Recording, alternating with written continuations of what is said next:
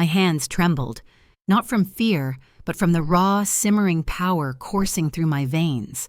The clatter of Luke's fork against the plate, the disdain in his voice as he spat out, "You call this food?"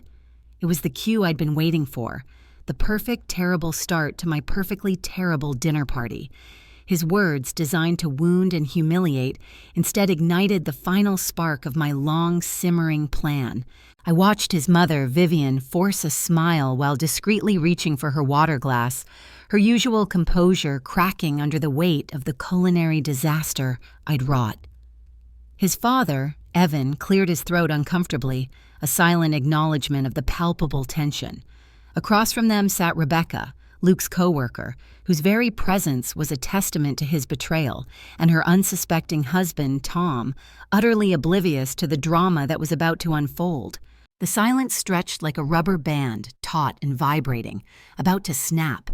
My 6 months pregnant belly pressed against the table edge as I stood slowly, deliberately. My hands trembled, but it was just enough to make the performance believable, to convey the image of a wronged, emotional wife, not a cunning strategist. Luke's eyes burned into me. I could almost feel the heat of his gaze, probably already planning the lecture he'd unleash later about embarrassing him in front of his family. He underestimated me, always. He always had. But then I smiled. A slow, chilling smile that felt entirely alien, yet perfectly natural on my face. "I didn't order this," I said quietly, just loud enough for everyone to hear, my voice clear and steady amidst the shocked silence. Luke's face went from an angry red to a bewildered white, the rapid shift a testament to his utter confusion. "What do you mean you didn't order?"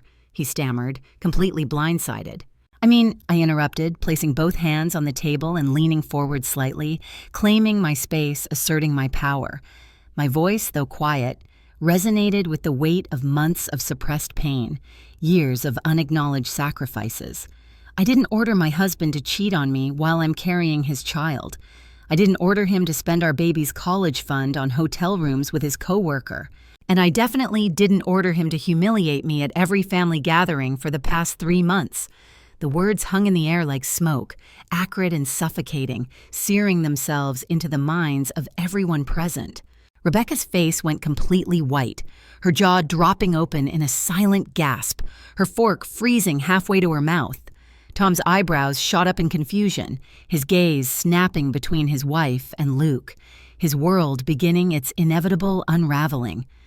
Vivian gasped audibly, her hand flying to her chest, her eyes wide with horror and dawning realization. "Sabrina, what are you talking about?" Luke's voice cracked with raw panic, the controlled anger dissolving into sheer terror. I reached under my chair, my movements slow and deliberate, and pulled out a manila envelope, thick with papers and photographs. "I'm talking about the Grand Plaza Hotel," I began, my voice clear and steady, each word a carefully aimed bullet. "October 15th, 18th, and 22nd, $350 each night." I slid the first receipt across the table toward his parents, a tangible piece of his deception. "I'm talking about Choron, where you took Rebecca for her birthday while I was home with morning sickness, so bad I couldn't keep water down." Rebecca finally found her voice, a small, wounded sound. "Tom, I can explain." "Can you?" Tom's voice was dangerously quiet as he turned to stare at his wife, the initial shock giving way to a cold, frightening rage. "Can you really explain why my wife's name is on hotel receipts with another man?"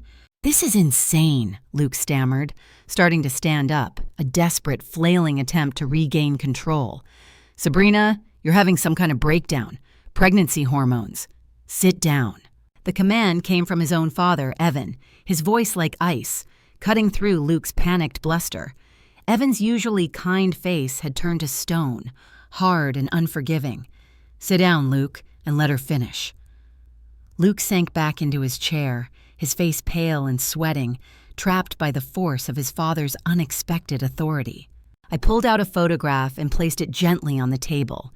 It showed Luke and Rebecca in an intimate embrace outside the Marriott downtown, her hand tangled in his hair, his mouth pressed against her neck. The timestamp read, 3 days ago. Vivian made a sound like she'd been punched in the stomach, a guttural groan of heartbreak and disbelief. "Oh, Luke, how could you?" "Mom, it's not what it looks like," Luke desperately pleaded. "Then what does it look like, son?" Evan's voice could have cut glass, sharp and precise. "Because it looks like you've been cheating on your pregnant wife with a married woman, spending your family's money to do it, and then coming home to treat Sabrina like garbage." I pulled out more evidence methodically, like laying cards on a poker table, each one a testament to his profound deceit. Bank statements showing charges at expensive restaurants on nights Luke claimed to be working late. Screenshots of text messages I'd found on his laptop with phrases like, "Can't wait to be free," and "After the baby comes, everything changes." Hotel receipts going back 4 months, a damning paper trail of their clandestine romance. "Tom," I said, turning to Rebecca's husband, my voice softening slightly, "I'm sorry you had to find out this way, but you deserve to know, just like I deserve to know that my husband has been planning to leave me right after I give birth." Tom's hands were shaking as he picked up one of the photographs, his world shattering before his eyes. His wife sat frozen beside him, tears streaming down her face, her pathetic display inspiring no sympathy from me. She knew exactly what she was doing when she helped destroy my marriage. "This dinner," I continued, gesturing to the awful-tasting food around us, a culinary metaphor for our broken life, was my way of giving Luke exactly what he's been giving me for months. Something that looks good on the surface, but leaves a bitter taste in your mouth. Luke tried one more desperate play, clinging to the last vestiges of his facade. "Sabrina, please think about the baby. Think about our family." I laughed, and the sound surprised even me. A dry, brittle sound of profound irony. "Our family? Luke, you stopped being part of this family the moment you decided Rebecca was more important than your wife and child." I placed my hands on my belly protectively, a fierce maternal instinct rising within me. "This baby and I will be just fine without you." Vivian stood up abruptly, tears in her eyes, and walked around the table to me. She pulled me into a gentle hug, careful of my belly, her embrace a balm to my raw nerves. "Sweetheart, I am so sorry, so sorry." "Mrs. Johnson, you have nothing to apologize for." "Yes, I do," she said firmly, pulling back to look at me, her gaze resolute. "I raised him better than this, and I promise you, Evan and I will make sure you and our grandchild are taken care of, no matter what happens between you and Luke." It was a profound declaration, a clear choice of loyalty, a public disavowal of their son's heinous actions. Tom had stood up too, his face pale but utterly determined, his grief hardened into resolve. "Rebecca, we're leaving now." "Tom, wait!" Rebecca wailed, desperately reaching for him. "Please let me explain." "Now!" His voice broke. No room for argument, no space for negotiation. He didn't even look at Luke as he guided his sobbing wife toward the door. Luke sat alone at the table, surrounded by the wreckage of his perfect dinner party, the evidence of his betrayal scattered like discarded poker cards. His parents, instead of comforting him, comforted the woman he tried to destroy. The perfect dinner I'd planned had done exactly what I'd hoped. It had exposed the truth, shattered illusions, and shown everyone exactly who Luke Henderson really was. "I'll be staying at my sister's tonight," I announced, picking up my purse, my voice firm and resolute. "Luke, I suggest you use the time to find a good lawyer. You're going to need one." As I walked toward the door, Vivian caught my arm gently. "Sabrina, honey, whatever you need." Whatever you and the baby need, we're here for you." I nodded, unable to speak past the lump in my throat, a mixture of grief, gratitude, and an overwhelming sense of liberation. Behind me, I could hear Luke finally breaking down, his sobs a raw, guttural sound of despair. But I didn't turn around. I was done looking back. The door closed behind me with a quiet click, and for the first time in months, I felt like I could breathe again. The air outside, cool and fresh, tasted like freedom. To understand how I reached that point, how a dutiful, pregnant wife transformed into a calculating strategist, we have to rewind. We have to go back to the slow, insidious unraveling of a life I thought was perfect, to the whispers of intuition I desperately tried to silence, and to the moment a broken heart decided to become an unyielding force of nature. Just 3 weeks earlier, my biggest problem was the predictable woes of pregnancy. Morning sickness that ambushed me at the most inconvenient times, feet that swelled to comical proportions, and the endless mental gymnastics of budgeting for a new arrival. I was 6 months pregnant, working part-time from home as a UX designer, a role that ironically demanded meticulous planning and foresight, and trying to maintain some semblance of order in our small, cozy house. Luke, my husband, was ostensibly working longer and longer hours at his IT company, pouring himself into his career, or so I believed, to provide for our burgeoning family. Looking back, the signs were like faint whispers in a crowded room, easily dismissed by a mind preoccupied with the miracle of new life. But intuition is a persistent thing. It nudges, it whispers, it eventually screams. For me, it started with the small things, the almost imperceptible shifts in routine, the nuances of a man I thought I knew inside and out, the subtle erosion of certainty, a slow drip of doubt eroding the foundations of my trust. Luke's late nights at the office became a recurring theme, stretching from occasional occurrences to a nightly ritual. He'd stumble in, sometimes past midnight, offering explanations laced with exhaustion. "Big project, babe. Really trying to get ahead for when the baby comes." Or, "Just putting in the extra grind, for our future." And I, in my naive, loving fog, nodded and soothed him, rubbing his tired shoulders, believing every word. Because isn't that what we're conditioned to do? To trust the ones we love, to extend grace, to assume the best intentions, even when a tiny, insistent voice in our heads raises an alarm? It's a societal expectation, this blind trust, and it makes us vulnerable to the very people we should be able to rely on most. Then there was the new cologne. Not his usual comforting scent, but something sharper, more assertive, less Luke. I remember the first time I noticed it. He'd kissed me goodbye one morning, a quick peck, and I'd caught a whiff of it. "New cologne?" I'd asked, trying to sound casual, but a flicker of unease already danced in my stomach. "Oh yeah," he'd mumbled, already halfway out the door. Rebecca from work recommended it, said it was executive material, Rebecca. The name meant nothing to me then, just another face in the corporate landscape of his life. But it echoed later, a chilling reverberation, a name etched in the memory of a deeply uncomfortable intuition. The fitness kick was another curious development. Luke, a man whose preferred Olympic sport was competitive video gaming from the comfort of his ergonomic chair, suddenly developed an insatiable appetite for the gym. He'd be up at 5:30 a.m., slipping out before the first hint of dawn, or heading out again in the evenings, sometimes even after those notoriously late work nights. "Gotta get in shape for the baby," he'd declared, flexing a bicep that still preferred the soft contours of my growing belly to the harsh realities of weights. "Want to be able to keep up with a toddler." It sounded sweet, responsible, the very image of a devoted future father.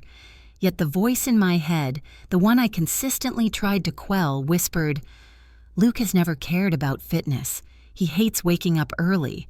This isn't him." It was a subtle dissonance, like a single off-key note in a familiar melody, but enough to prick the edges of my complacency, to inject a seed of doubt into my carefully constructed reality. Each of these minor inconsistencies was a brick in a wall of denial I was unknowingly building. I was pregnant, hormonal, tired. My mind was consumed with nesting instincts, with the overwhelming joy and fear of impending motherhood. It was easy, too easy, to rationalize away the oddities, to attribute them to stress, to responsibility, to anything but the insidious truth that was slowly, meticulously being woven into the fabric of our lives. It's a common human failing, isn't it? This tendency to ignore the subtle cues, to dismiss our gut feelings in favor of a comforting, if false, narrative. We want to believe the best, especially from those we love, and that desire can make us blind. The real red flag, however, wasn't a whisper. It was a siren, blaring loud and clear, impossible to ignore. It arrived in the form of our credit card statement. Luke usually handled the bills, a division of labor we'd established early in our marriage, rooted in an implicit trust. But as my due date drew closer, I wanted to take on more financial responsibility, to immerse myself in the practicalities of our future. I meticulously planned our baby budget: diapers, formula, childcare, college savings. I wanted to ensure we were fiscally sound, prepared for every eventuality. It was during this deep dive into our financial landscape that I stumbled upon the landmines. Choron, $180. I stared at the line item. Choron. I had never been to a restaurant called Choron. Luke claimed to be subsisting on gas station sandwiches and lukewarm coffee during his late nights at the office. This was no gas station meal. This was an experience, an indulgence. Who was he dining with?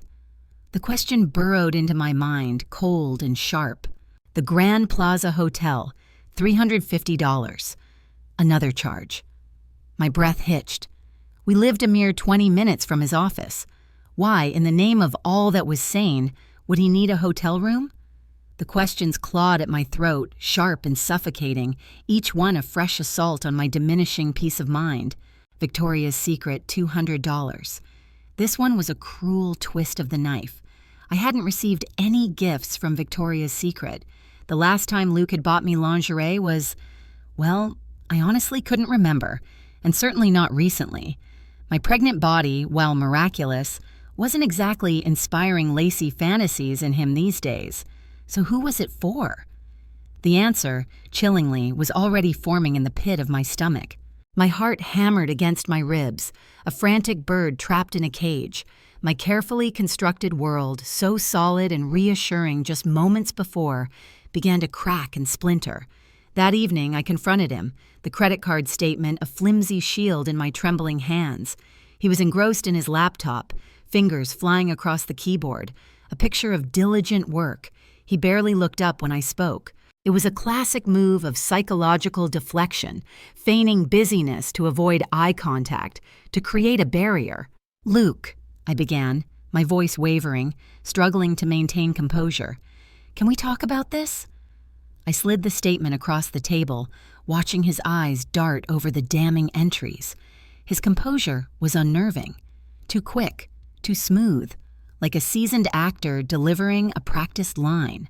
"Oh, those!" he said, waving a dismissive hand, as if the charges were mere trifles. "Yeah, the hotel was for a work conference. I told you about that, remember?" He offered a brief, unconvincing smile, a desperate attempt to appear innocent. "And the Victoria's Secret? That was for you, babe, but I returned it. Wasn't sure about the size." My mind raced. A work conference? I had no recollection of him mentioning one, and no credit showed on the statement for a return. The lies were paper-thin, easily seen through by anyone paying attention. "What about Choron?" I pressed, my voice gaining a desperate edge, forcing him to continue his performance. "Client dinner," he rattled off, as if reciting a script he'd perfected. "Big account, really important for my promotion chances." His answers came too quickly, too perfectly rehearsed, like he'd been practicing them, honing them into an impenetrable shield of lies. A cold dread seeped into my bones, replacing the initial shock with a chilling certainty. I let it go that night, pretending to accept his flimsy explanations, but a fundamental shift had occurred within me. The trusting wife had died, replaced by a vigilant observer, a silent, calculating detective in her own home. I started paying attention, really paying attention. Luke's phone, once an innocuous object left carelessly on the kitchen counter or bedside table, now never left his side. It was a digital extension of himself, clutched tightly, face down, almost possessively.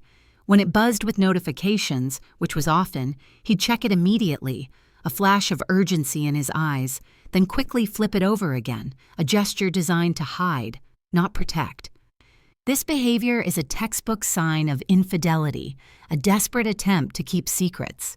It's a sad commentary on modern relationships that our phones become both tools of connection and instruments of deceit. Then there was the showering. As soon as he got home from work, every single day he'd head straight for the bathroom, emerging much later, smelling of hotel soap and something else, something undefinable that spoke of careful erasure. "I feel gross after being in the office all day," he'd explain. But Luke had never been particularly concerned about office germs before. Our shared routine, once a source of comfort, became a stage for his elaborate deception. Each new shower was a layer of truth being washed away, a meticulous effort to cleanse himself of the scent of his betrayal. The gym visits became almost obsessive. Early mornings, sometimes evenings too. "Really getting into this fitness thing," he'd boast, but he never looked any different. No visible muscle gain, no weight loss, no improvement in stamina. Just the same Luke, but with a different routine. A routine that meticulously ate away at the hours he should have been with me, with us. The man who hated exercise was now a gym enthusiast. The man who always left his phone unlocked suddenly guarded it like state secrets. The man who always smelled faintly of our laundry detergent now carried the scent of 100 lies. The inconsistencies were mounting, forming a clear, undeniable picture. 2 weeks before the dinner that would shatter our carefully constructed reality, I made a decision that changed everything. I stopped wishing for the truth to be benign. I stopped hoping my intuition was wrong. I embraced the terrifying certainty that something was profoundly, irrevocably broken. I hired a private investigator. This wasn't an act of paranoia. It was an act of self-preservation, a desperate search for clarity in a world turned upside down. The decision was born of sleepless nights, of tears silently shed into my pillow while Luke snored beside me, oblivious. I found Patricia Chong through a desperate 2 a.m. Google search, typing terms like, "how to find out if your husband is cheating," into the search bar, feeling a profound sense of shame and desperation. Her website was professional, discreet, and her reviews specifically mentioned her sensitivity with domestic cases. That last part was crucial. I needed someone who wouldn't make me feel crazy, who wouldn't dismiss my gut feelings as pregnancy hormones. I needed a professional to validate what my heart already knew. When I called her the next day, her calm, steady voice was a balm to my raw nerves. "Trust your instincts, Mrs. Henderson," she said during our consultation. "If something feels wrong, there's usually a reason. You're not being paranoid, you're being perceptive."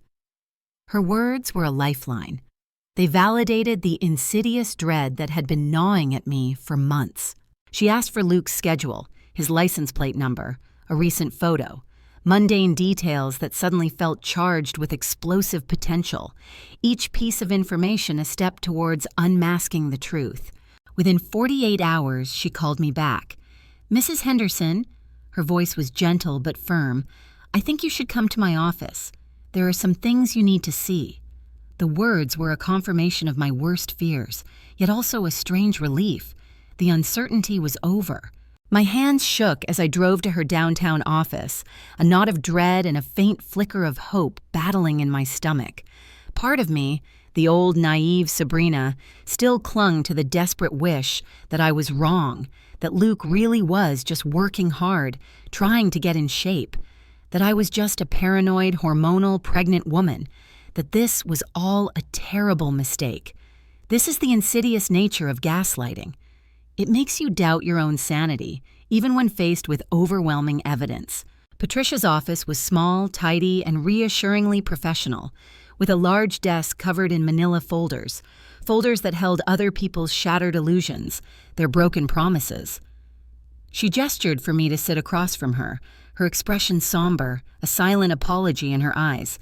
"I'm sorry, Mrs. Henderson. Your instincts were correct." She slid a series of photographs across the desk, each one a hammer blow to my heart, each one meticulously numbered, time-stamped, and captioned.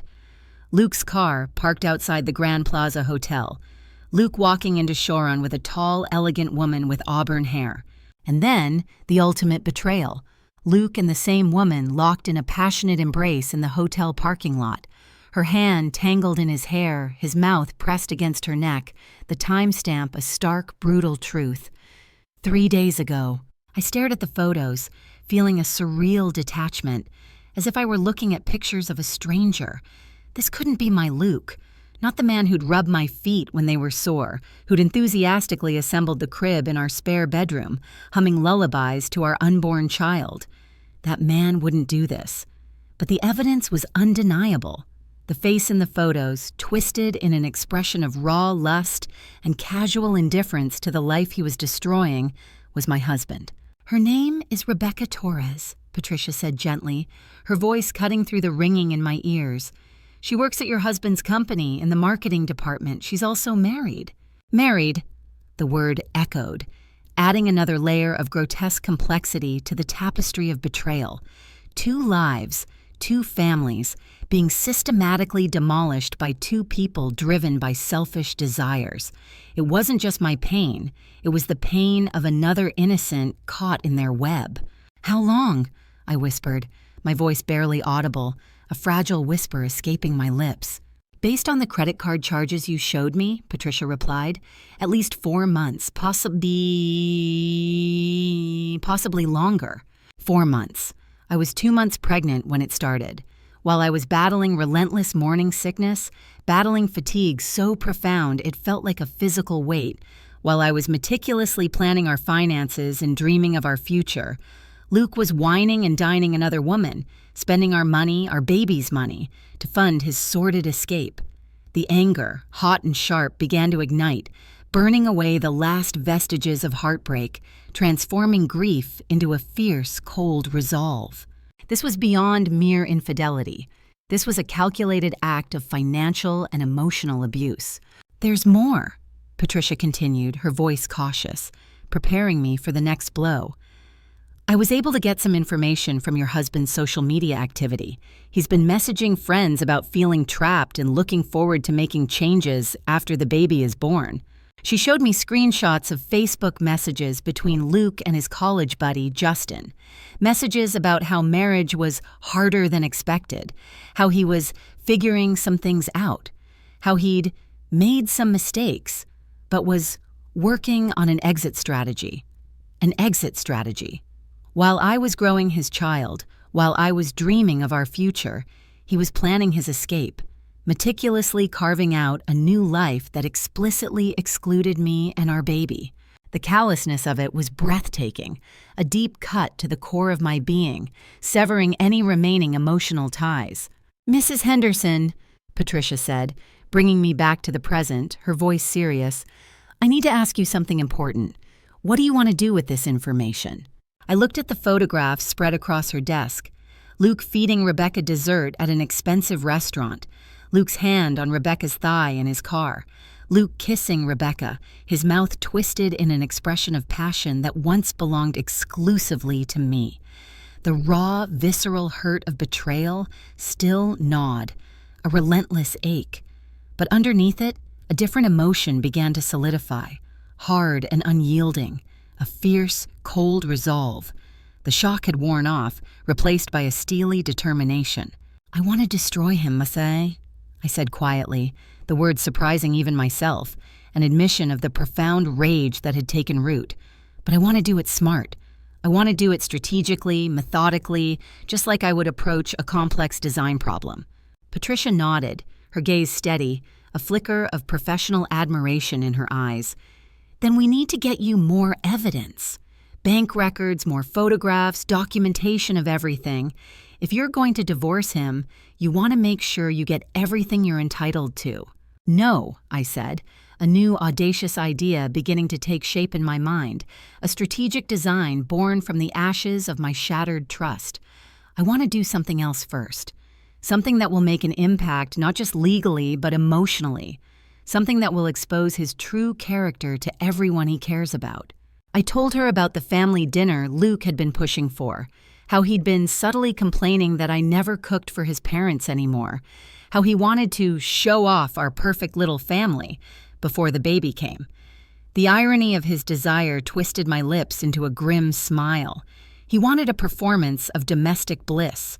I would give him a performance of utter devastation. "I want to expose him publicly, though," I declared, the words gaining strength and conviction, "in front of everyone who matters to him, his parents who think he's the perfect son, Rebecca's husband who has no idea what his wife is doing. I want them all to see exactly who Luke Henderson really is. I want to strip away his mask of normalcy and expose the rot beneath." Patricia raised an eyebrow, a flicker of professional surprise in her eyes. "That's not usually how I advise my clients to handle these situations. It's unconventional, to say the least."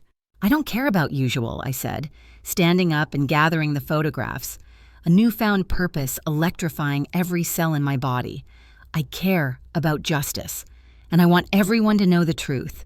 I want him to experience a fraction of the humiliation he's put me through." As I drove home that afternoon, the world outside seemed sharper, more vivid.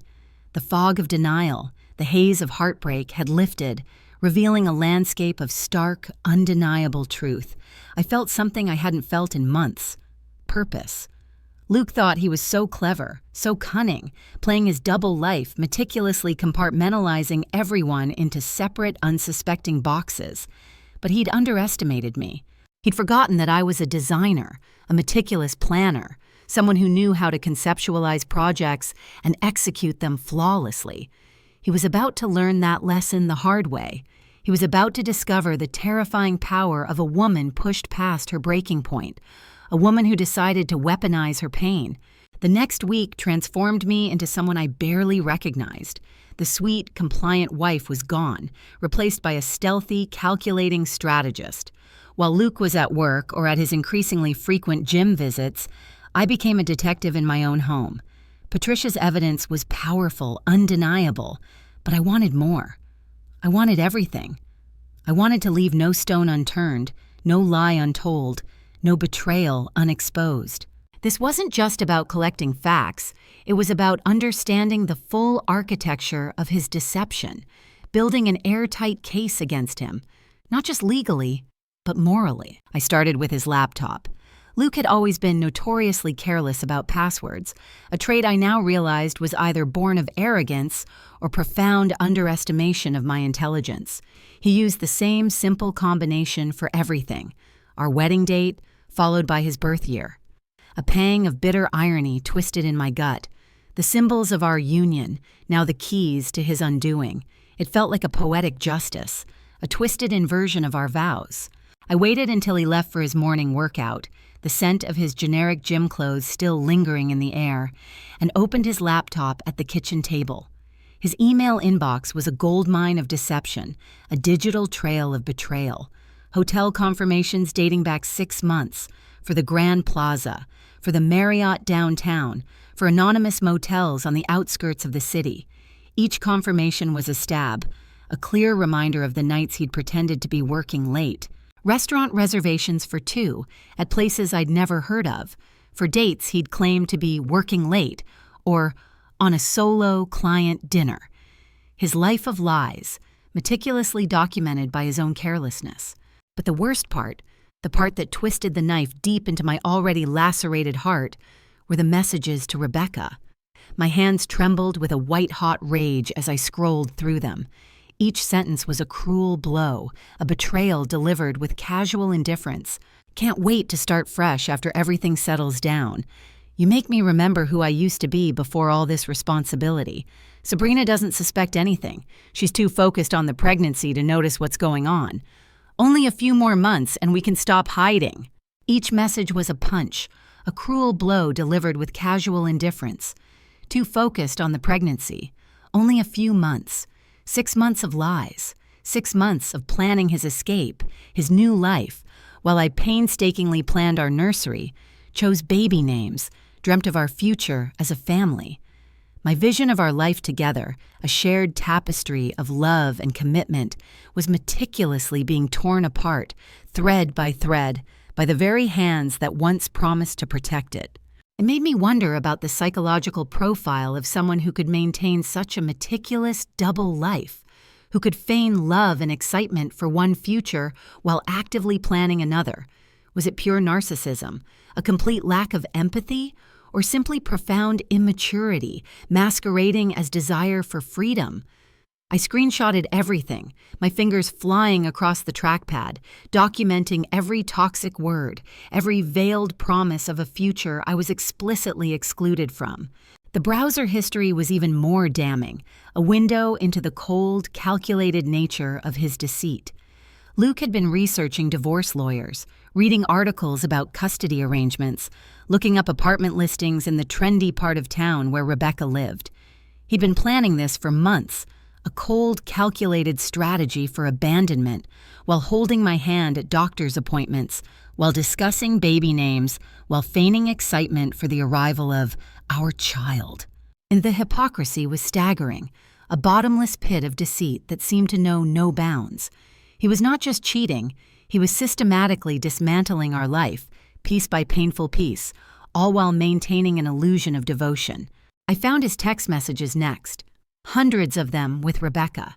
Some were so explicit, so disgustingly graphic, they made my stomach churn, forcing me to run to the bathroom, the nausea a physical manifestation of my emotional distress. This wasn't morning sickness. This was heartbreak, a bitter, corrosive acid churning in my gut, burning away the last illusions. But other messages were even more devastating in their casual cruelty, their utter disregard for my existence, for the sacred life growing within me. Rebecca: do you think she knows? Luke: no way, she's completely clueless, too busy nesting to pay attention to anything else. Rebecca: I feel bad sometimes. Luke: don't. This isn't about hurting her. This is about us being happy.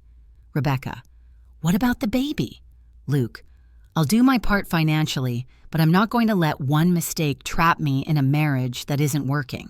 One mistake. That's what he called our child. My baby. A mistake that was trapping him. The words echoed in my mind, a relentless drumbeat of pain and fury, each syllable a fresh wound. One mistake. My precious baby, the culmination of our love, the innocent life I carried, reduced to a mere inconvenience, a barrier to his selfish pursuit of happiness. The profound misogyny, the casual disregard for the value of life, was chilling. I had to run to the bathroom again, this time the vomit tasting like ashes and betrayal, a purely physical reaction to the depths of his depravity. When I composed myself, wiping away the tears and the sickness, I kept digging. There was no turning back now. The deeper I went, the clearer my path forward became. Luke's social media messages, hidden in private chats with friends, further revealed his warped mindset. He'd been complaining about me for months, skillfully painting himself as the victim, the accidental father, the husband trapped by a clingy, hormonal wife. This is a classic tactic of manipulators, twisting the narrative to absolve themselves of blame, to garner sympathy from their unwitting audience. She's changed so much since she got pregnant. All she talks about is baby stuff. I feel like I'm living with a stranger. I'm only 30. I'm not ready to be tied down like this. I made a mistake marrying so young. Now I'm stuck. The worst part was that some of his friends, blinded by their own immaturity or misogyny, were encouraging him, validating his toxic narrative, telling him he deserved to be happy, that he shouldn't sacrifice his dreams for a trap baby. Trap baby. The term was a dagger to my soul. My child, a trap. My marriage, a mistake. My existence, an inconvenience. It shed a harsh light on the kind of friends he kept, reinforcing the toxicity that surrounded him. I printed everything: screenshots of messages, entire email chains, detailed text message threads, exhaustive browser history. I organized it all meticulously in manila folders, just as Patricia had shown me, each document a piece of damning evidence in the case against Luke Henderson, a silent, irrefutable testimony to his betrayal. But I wasn't done. Luke wasn't the only architect of this destruction. I wanted to know about Rebecca Torres, too, the other half of this sickening equation. A quick Facebook search revealed her public persona: 28 years old, married to Tom Torres for 3 years, worked in Luke's marketing department. Her profile was a meticulously curated tableau of marital bliss, happy couple photos with Tom on beach vacations, anniversary dinners, cozy nights at home, all conveying an image of a loving, devoted wife. She looked so normal, pretty but not stunning, friendly but not remarkable. She could have been any woman in any office in any city. There was nothing outwardly special about her that would explain why Luke was willing to destroy our family for her. It was a stark reminder that betrayal isn't always about finding someone better or more beautiful. Sometimes it's simply about finding someone different, an escape. Then I found her Instagram, and everything clicked into place. Rebecca's Instagram was everything mine wasn't, everything Luke probably yearned for in his mundane, responsible life. Adventure photos from expensive trips, professional shots of her in designer clothes, pictures of her at trendy restaurants and rooftop bars, always looking effortlessly glamorous, perpetually living her best life. Then she represented the life Luke thought he was missing. The freedom, the spontaneity, the lack of responsibility. I was the reality, the mortgage payments, the doctor's appointments, the future filled with diapers and sleepless nights, the messy, beautiful reality of building a family. She was the fantasy, the escape from adult responsibilities disguised as romance. She was a mirror reflecting his deepest, most selfish desires, a living embodiment of the grass is greener syndrome. I found Tom's social media, too. He seemed like a genuinely nice guy. Photos of him volunteering at animal shelters, posts about his job as an elementary school teacher, proud pictures of Rebecca at work events. He clearly adored his wife and had no idea she was living a double life. Looking at his innocent posts about their upcoming anniversary dinner made my chest tighten with sympathy, a rare flicker of empathy amidst my rage. He, like me, deserved to know the truth. He, like me, was a casualty of their selfish game. He was an innocent just as I was, caught in the crossfire of their self-serving desires. The final, most infuriating piece of my investigation came from our bank records. I'd always let Luke handle most of the finances, assuming good faith, assuming partnership, assuming he had our shared future at heart. But I had access to all our accounts, and what I found made my blood boil with a searing, righteous fury. Luke hadn't just been spending our money on his affair, he'd been systematically draining our baby's college fund. The account that both sets of parents had contributed to, that we'd been adding to every month since we found out I was pregnant, now sat almost empty. $8,000 gone, spent on luxury hotels, expensive dinners, lavish gifts for Rebecca, and a weekend trip to wine country that Luke had conveniently told me was a work retreat. Our emergency fund, money I'd been carefully saving from my freelance work, money we'd need for maternity leave, for medical bills, for the countless unexpected expenses of a newborn, was also nearly empty. Luke had been treating our joint savings, the very bedrock of our future, like his personal entertainment budget. The audacity was breathtaking, the betrayal absolute. It wasn't just my heart he'd broken, it was our security, our future, our child's future. He'd gambled away on fleeting moments of selfish pleasure. This was financial infidelity, a profound violation of trust that was arguably worse than the emotional and physical cheating. I sat at our kitchen table, surrounded by the irrefutable, crushing evidence of my husband's betrayal, and felt something profound shift inside me. The hurt was still there, sharp and constant, a deep, unhealing wound, but underneath it, something harder, colder, and far more focused began to form. Luke thought I was too focused on the pregnancy to notice anything else. He thought I was completely clueless. He was about to learn how devastatingly wrong he was. He was about to face a force he never imagined I possessed. I called Patricia that afternoon, my voice steady, my resolve ironclad. "I have everything I need," I told her, enumerating my spoils of war. Photos, messages, bank records, everything. "Good," she said, a hint of admiration in her tone. "Now we can focus on the next steps, the legal path." "No," I corrected her. "I want to add something to the plan. Something less conventional. Something that will make a lasting impression, beyond just the legal repercussions." "What did you have in mind?" she asked, a note of intrigued caution in her voice. "I want Tom Torres at that dinner," I stated, the words clear and unhesitating. "Rebecca's husband. He deserves to know the truth, and I want him to find out the same way everyone else does, publicly, unambiguously. I want them to face the consequences of their actions, not just in a lawyer's office, but in front of their respective families, in front of each other." There was a pause on Patricia's end. That's risky, Mrs. Henderson. If he reacts badly, it could escalate quickly. It could turn into a physical altercation or worse. He's an elementary school teacher, Patricia, I reasoned. The worst thing he'll do is cry. But he deserves to know that his wife is cheating on him with my husband, using his money, their money, to fund their affair. He deserves the truth, however painful it may be. Another pause. How do you want to approach him? I'm going to call him, I explained, the plan already fully formed in my mind. Pretend I'm Luke's wife, which I am, and invite him and Rebecca to a couple's dinner. I'll tell him Luke suggested it, as a way to bring the work team closer together before the baby comes. The irony was exquisite. And you think he'll come? I looked at his Facebook, I said, a grim satisfaction in my voice. He's been posting about wanting Rebecca to be more social with her co-workers. He'll think it's sweet that Luke is making an effort. He'll think it's a step toward building a better work-life balance for Rebecca. He'll be thrilled. The layers of deception, once Luke's weapon, were now mine, repurposed for a righteous cause.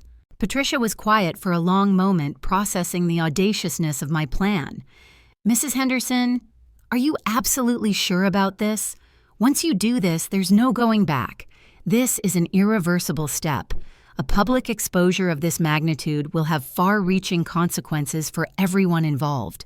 I looked around our kitchen, at the refrigerator covered with ultrasound photos and baby name lists, at the high chair Luke's parents had already bought, sitting expectantly in the corner. All symbols of a future that had been a lie, a future I was now fiercely determined to reclaim and redefine. Patricia, I said, my voice firm, unwavering, there's already no going back. Luke made that choice 6 months ago. I'm just making sure everyone knows it. I'm simply revealing the truth he so carefully concealed. After I hung up, I sat in the silence of our house, the weight of my decision settling over me, not with dread, but with a strange sense of liberation. I began to plan the perfect dinner party. It would look beautiful, taste terrible, and reveal the unvarnished truth to everyone who mattered. Luke wanted to show off our perfect little family. Instead, he was going to watch his perfect little lies fall apart in front of everyone, and I was going to enjoy every minute of it. This was not just about revenge. It was about reclaiming my narrative, about shattering his illusions as thoroughly as he had shattered mine. It was about justice, not just for me, but for Tom, and for the innocent life I carried. The next morning, I woke up with a clarity I hadn't felt in months. The fog of denial, the haze of heartbreak had lifted, revealing a landscape of stark, undeniable truth. Luke was still asleep beside me, his breathing even and peaceful, the picture of innocent slumber. For a moment, I studied his face, the face I'd fallen in love with, the face that had lied to me for months while I carried his child. He looked so vulnerable, so utterly unaware of the storm I was about to unleash. But I knew better now. That innocent facade was merely a mask, concealing a chilling indifference, a profound selfishness. I slipped out of bed carefully, moving with a quiet purpose, and went to the kitchen to start my day, a day that would set in motion the beginning of the end. The first step was the phone call to Tom Torres. I had obtained his number through Rebecca's emergency contact information at Luke's company, a discreet detail Patricia had helped me secure. My hands shook slightly as I dialed, a nervous flutter in my stomach, but my voice was steady when he answered. "Hello, this is Tom." "Hi, Tom. This is Sabrina Henderson, Luke's wife from the IT department. I hope you don't mind me calling, but Rebecca gave Luke your number." I hated the lie, the polite pretense, but it was a necessary evil, a tool to achieve a greater truth. "Oh, hi. Rebecca mentions Luke sometimes. Nice to hear from you." He sounded genuinely friendly, his voice warm and unsuspecting. A pang of guilt, sharp and swift, tightened my chest. This man, an innocent party in a cruel game, was about to have his world irrevocably shattered by my hand. But it wasn't my hand that started this. It was Luke's and Rebecca's. My conscience was clear enough to proceed. "Luke had this wonderful idea for a dinner party at our house," I continued, injecting enthusiasm into my voice, a performance worthy of an Oscar, carefully calibrated to sound utterly sincere. "He really wants to build stronger relationships with his co-workers, especially since we're expecting our first baby. He suggested inviting you and Rebecca over for a home-cooked meal." I emphasized home-cooked, knowing the irony would soon be revealed. "That sounds lovely." Tom's voice brightened further. "Rebecca is always saying she wishes she could be more social with the people from work. When were you thinking?" His eagerness was almost heartbreaking. "How about Saturday evening, around 6 o'clock? Nothing fancy, just a nice dinner with Luke's parents, too. They love meeting the people he works with." I layered on the familial touch, knowing it would make the invitation irresistible, binding him to the trap with threads of social obligation. "I'll check with Rebecca, but I'm sure we'd love to come. Should we bring anything?" "Just yourselves," I said, the lie tasting bitter in my mouth, but necessary. "I'm really looking forward to meeting you, Tom. Luke speaks so highly of both of you." The words were a profound lie, a deep act of deception, but one I felt justified in. "Great, we'll see you Saturday then. And congratulations on the baby." "Thank you so much. See you Saturday." I hung up and immediately called Vivian, Luke's mother, another crucial player in my unfolding drama, and a genuinely good person who deserved to know the truth about her son. "Sabrina, honey, how are you feeling? How's my grandbaby doing?" Her voice was laced with genuine warmth and concern, a stark contrast to the deceit I was currently navigating. Her love for me and our child was pure, uncomplicated. "We're both doing well, thanks. I was calling to invite you and Evan to dinner Saturday night. Luke's been wanting to have a nice family dinner, and I thought it would be good to have everyone together before the baby comes." "Oh, we'd love to come. Should I bring my famous apple pie?" "That would be perfect, Vivian, and I'm inviting one of Luke's co-workers and her husband, too. Luke really wants to show off his family." The words felt heavy with irony, a dark joke only I was privy to. He wanted to show off his facade of a family. "How sweet," she cooed. "He's always been so proud of you, Sabrina. You're lucky to have each other." If only she knew, I thought, a ghost of a smile touching my lips. If only she knew the truth I'm about to unveil, the depth of his deception. With the guests confirmed, I moved on to the most important and most devious part of my plan, the menu. I wanted the food to look absolutely perfect, to be visually impeccable, a gourmet masterpiece. But it had to taste awful. It had to be bad enough to make Luke angry, to provoke him into his usual condescending outbursts, to publicly humiliate me as he so often did at family gatherings, but not so obviously tampered with that anyone would suspect sabotage. It needed to be subtly, ingeniously terrible, a culinary Trojan horse. This was an act of precision, a deliberate undermining of expectations. I spent hours researching recipes online, not for culinary excellence, but for methods of calculated gastronomic destruction, ways to ruin food that would look perfectly normal. Salt instead of sugar in desserts, an egregious amount of vinegar in salad dressing, baking soda instead of baking powder in bread, fish that was just slightly, imperceptibly past its prime. Each suggestion was carefully considered, each potential flavor desecration meticulously planned. It was like a perverse art form crafting a masterpiece of repulsion. For the main course, I settled on a beautiful roast beef with herbs and roasted vegetables. It would look impressive, a centerpiece worthy of a magazine spread, but I'd marinate it in a solution that would make it incredibly tough, incredibly salty, and utterly flavorless. The vegetables, while visually appealing, would be either drastically undercooked or grotesquely overcooked, seasoned with bizarre combinations that looked right on paper but tasted profoundly wrong. This was more than just bad cooking. It was a psychological weapon designed to prod Luke into his predictable pattern of condescension. The salad would be gorgeous, mixed greens, colorful vegetables, elegant presentation. But the dressing would be so acidic, so intensely sour, it would make people's mouths pucker in an involuntary grimace. The bread rolls would look golden and perfect, bakery fresh, but would taste precisely like flavorless cardboard thanks to my careful substitution of leavening agents. And for dessert, Vivian's famous apple pie would be the only thing that tasted good, a beacon of normalcy in a sea of culinary disaster, which would, ironically, only serve to highlight my own failures even more starkly, giving Luke the perfect opportunity to ridicule me. I made detailed shopping lists, cross-referenced ingredients, and charted out a precise timeline for preparation. Approaching this dinner party with the same methodical planning I used for my UX design projects, every visual detail had to be perfect, every deceptive element precisely calibrated. The food was only part of my plan. I also had to prepare my evidence presentation, the grand finale of my carefully orchestrated exposé. I bought a large manila envelope, the same kind Patricia used, and organized everything chronologically, creating a compelling narrative of betrayal.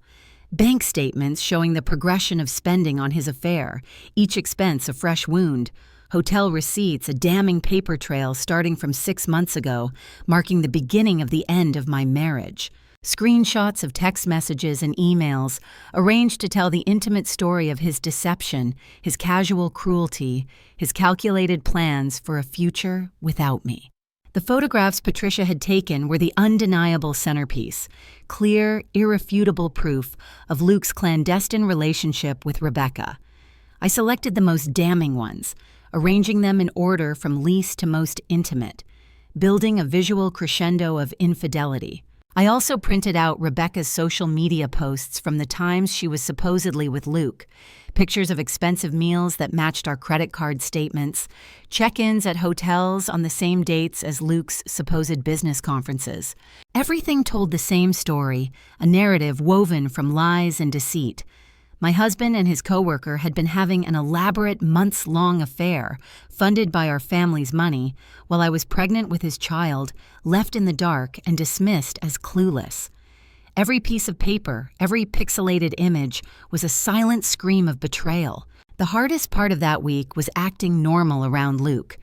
Every evening he would come home, kiss my cheek with a practiced tenderness, ask about my day, and discuss baby preparations as if nothing was wrong, as if our future was still a shared, untroubled path. "I was thinking we should get the nursery painted this weekend," he said Wednesday night over a bland dinner I'd purposefully made forgettable, a mundane facade to his grand deception. "Actually," I replied, my voice light, "I invited your parents over for dinner Saturday, and Rebecca from your work and her husband. I thought it would be nice to have everyone together, a small gathering before the baby comes." Luke froze, his fork halfway to his mouth, a piece of chicken suspended in mid-air. "Rebecca?" he stammered, his eyes wide with a sudden dawning panic. "Why Rebecca? I mean, it's just a casual dinner, right?" His immediate reaction spoke volumes. "You're always talking about how great she is to work with," I said, maintaining my innocent facade, a master of deception myself now. "I thought it would be nice to meet her. Her husband Tom seems really sweet, too. You speak so highly of them both." I observed him carefully. I watched Luke's face. Panic flashed in his eyes for just a moment, a raw, primal fear, before he quickly controlled it, forcing a strained smile. I didn't know you were planning a dinner party. I might have to work Saturday, big project." His desperation was almost pitiful. "On a Saturday?" I asked, feigning surprise, a slight tilt of my head. "That seems unusual. Don't you usually have weekends free?" "Big project deadline," he rattled off, his voice tight, thin. "You know how it is. Sometimes duty calls." "Well, I already invited everyone," I countered, unwavering, cementing the trap. "Your parents are excited to meet your coworkers. I'm sure your boss would understand if you need to leave work a little early for a family dinner." The passive aggression was subtle, but I knew it hit home, exposing the flimsy nature of his excuses. Luke pushed his food around his plate, clearly thinking fast, his mind a frantic scramble of damage control. "What are you planning to cook?" he asked, a desperate hope in his voice, trying to gauge the potential for further embarrassment. "A roast with vegetables, salad, bread. Nothing too complicated," I replied, a silent smirk playing on my lips. "Maybe we should just order catering. With you being pregnant and all, I don't want you to stress." He was trying to protect his perfect facade, to prevent any culinary missteps that might reflect poorly on him. "Luke," I said, a slight edge entering my voice, "I'm 6 months pregnant, not disabled. I can handle cooking dinner for 6 people. Besides, I wanted to make this special, a truly home-cooked meal." He didn't argue further, but I could see the wheels turning in his head, a frantic attempt to warn Rebecca, to coordinate their stories, to somehow mitigate the impending disaster. Let them worry. Let them try to plan their way out of this. It wouldn't matter. The truth, like a carefully timed bomb, was already set. Thursday evening, he claimed he had to work late again. I knew he was really meeting Rebecca, probably telling her about the dinner, trying to figure out how to handle having her unsuspecting husband and his own doting parents in the same room. The image brought a twisted satisfaction. Let them sweat. Let them try to untangle the web of lies they had woven. It was too late. Their fate was sealed, and I was merely the orchestrator of their inevitable downfall. Friday night, Luke tried one more time to derail the dinner. "Sabrina, are you sure you're up for this? You've been tired lately. Maybe we should postpone. I'm worried about you." His feigned concern was almost nauseating, a transparent attempt at manipulation. "I feel fine, Luke," I said, my voice sweet and unwavering. "Everything's already planned. The roast is marinating. Your parents are bringing pie. Tom and Rebecca are excited to meet everyone. It's going to be wonderful." The last word, wonderful, tasted like venom on my tongue, but it was delivered with a flawless smile. He went to bed early, claiming he had a headache. I lay awake beside him, listening to his even breathing, thinking about all the nights he'd come home late with his flimsy excuses, his practiced lies. Tomorrow night, the lies would finally catch up with him. Tomorrow night, the truth would be served. And I, the supposed clueless pregnant wife, would be the one holding the carving knife, ready to cut through the deceit. Saturday morning arrived with a deceptive calm, the kind of day that looks idyllic on the surface but often hides deeper storms. The sun was bright, the air crisp, making everything seem possible, even the impossible act of dismantling one's own marriage with a strategically terrible meal. I woke up before Luke, my mind immediately jumping to the dozens of tasks I needed to complete before our unsuspecting guests arrived. Luke was still sleeping, and for a moment I watched him, trying to remember when I'd stopped trusting the man next to me. When had his face, once so familiar, started looking like a stranger's? The memory felt distant, replaced by the sharp clarity of my current resolve. I slipped out of bed carefully, moving with a quiet efficiency born of purpose, and went straight to the kitchen. The roast, my centerpiece of culinary sabotage, had been marinating overnight in my special blend of ingredients. I pulled it out of the refrigerator and smiled at its deceptive beauty, perfectly shaped, coated with fresh herbs, the meat a rich, inviting color. No one, not even a seasoned chef, would suspect that the marinade contained twice the normal amount of salt and enough vinegar to render it nearly inedible, transforming what looked like a gourmet dish into a palate-punishing ordeal. While the roast went into the oven, filling the house with misleading aromas, I started preparing the vegetables. Carrots, beautifully cut into elegant rondelles, but destined to be roasted until they were a mushy, unappetizing mess. Green beans, vibrant and fresh, but slated to be so aggressively undercooked they'd crunch unpleasantly like raw twigs. Potatoes, looking golden and perfect, but seasoned with a bitter medley of herbs and flavor combinations that would make people's faces scrunch up in confusion, not delight. The bread dough was rising on the counter, promising bakery-perfect rolls that would, thanks to my careful substitution of baking soda for baking powder, taste precisely like flavorless cardboard. Every step was a meticulous act of culinary deception, a carefully orchestrated symphony of disgust. Luke wandered into the kitchen around 9, already dressed in his weekend clothes, an air of forced casualness about him.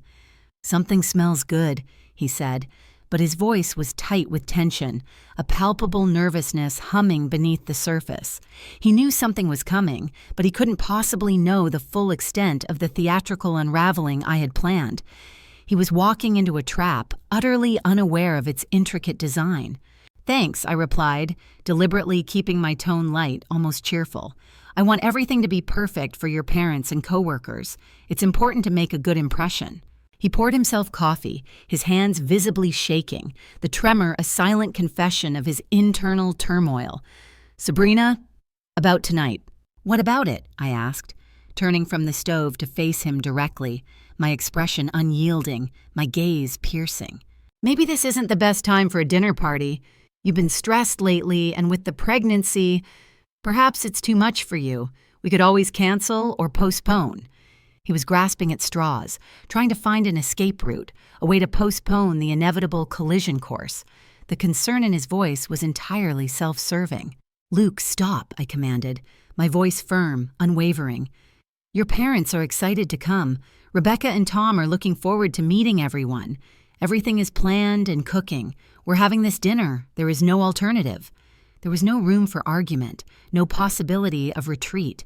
He opened his mouth to protest, then seemed to think better of it, his shoulders slumping in defeat. "Okay," he conceded, the word heavy with resignation, a defeated sigh. "Is there anything I can do to help? Anything at all?" "You can set the table," I instructed, handing him a stack of freshly ironed linen napkins, a seemingly innocuous task. "Use the good china. I want everything to look nice. Flawless, even." The irony was exquisite. He would be setting the stage for his own downfall with meticulous care, arranging the very elements that would witness his public disgrace. For the next few hours, Luke moved around the house like a caged animal, pacing, checking his phone with furtive glances, putting it down quickly whenever he caught me looking. He set the table 3 times, rearranging the place settings each time, as if the precise placement of a fork could somehow alter the course of fate. He cleaned the living room twice, dusting surfaces that were already spotless, straightening cushions that were already perfectly aligned. His nervous energy was almost comical, a man frantically polishing the Titanic's deck chairs as it steamed towards an iceberg. This frantic activity was a desperate attempt to exert control over a situation he knew was spiraling. Around noon, his phone buzzed with a text. He read it and immediately went pale, his complexion draining of all color, his eyes wide with a sudden, fresh wave of panic. "I have to run out for a minute," he said, his voice strained. "We're out of wine, a terrible oversight." "We have wine," I countered calmly. "That bottle your dad brought last month, and several others in the cellar." "We should have more than one bottle," he insisted, a desperate edge to his voice, "for 4-6 people, for a dinner of this magnitude." He was gone for 2 hours. I knew he wasn't just buying wine. He was meeting Rebecca, frantically strategizing, trying to figure out how to handle the evening, how to prevent their separate worlds from colliding, how to somehow defuse the bomb I had meticulously planted. Let them plan all they wanted. It wouldn't save them. The wheels of my own plan were already in motion, irreversible and relentless. While he was gone, I put the finishing touches on my evidence presentation. I arranged everything in the manila envelope in perfect prosecutorial order. Bank statements detailing the pilfered college fund, hotel receipts, damning photographs, and the screenshots of their cruel text messages. The story of their affair, told through their own words and actions, documented beyond any shadow of a doubt, unassailable and undeniable. I also prepared a backup plan. If Luke, through some unforeseen miracle or desperate maneuver, managed to avoid complete public humiliation, I had Patricia's business card ready, tucked discreetly into my purse. Tom deserved to know the truth about his wife, even if my grand public display somehow misfired.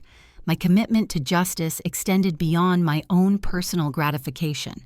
Luke returned with 3 bottles of wine and, to my surprise, a bouquet of flowers. "For you," he said, handing me the white roses and baby's breath. "For being such a good hostess. For all your hard work." They were beautiful. The kind of bouquet you'd give someone you were trying to apologize to, or perhaps someone you were about to hurt. A final, desperate attempt at placation, or perhaps a subconscious acknowledgement of the impending emotional carnage. The symbolism was not lost on me. "They're lovely, Luke, thank you." I put them in a vase and placed them on the dining room table, next to the place settings he'd arranged so carefully. Everything looked perfect, like a magazine spread of the ideal family dinner. The stage was set, the characters were assembled. The illusion was flawless, meticulously crafted, utterly deceptive. By 4 o'clock, the house smelled incredible, the complex aromas of a roast dinner doing their deceptive work, promising a feast. The roast was browning beautifully, its herb crust promising succulence. The bread rolls were golden and perfectly formed, inviting. I had changed into a navy blue maternity dress that made me feel elegant and put together, a calm before the storm, outwardly composed while inwardly a maelstrom of emotions brewed. Luke had showered and put on his best button-down shirt and slacks.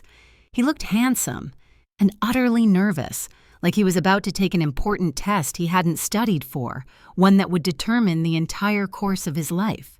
"The house looks great," he said, fidgeting with his collar, his eyes constantly darting around, searching for imaginary flaws, for any sign of impending doom.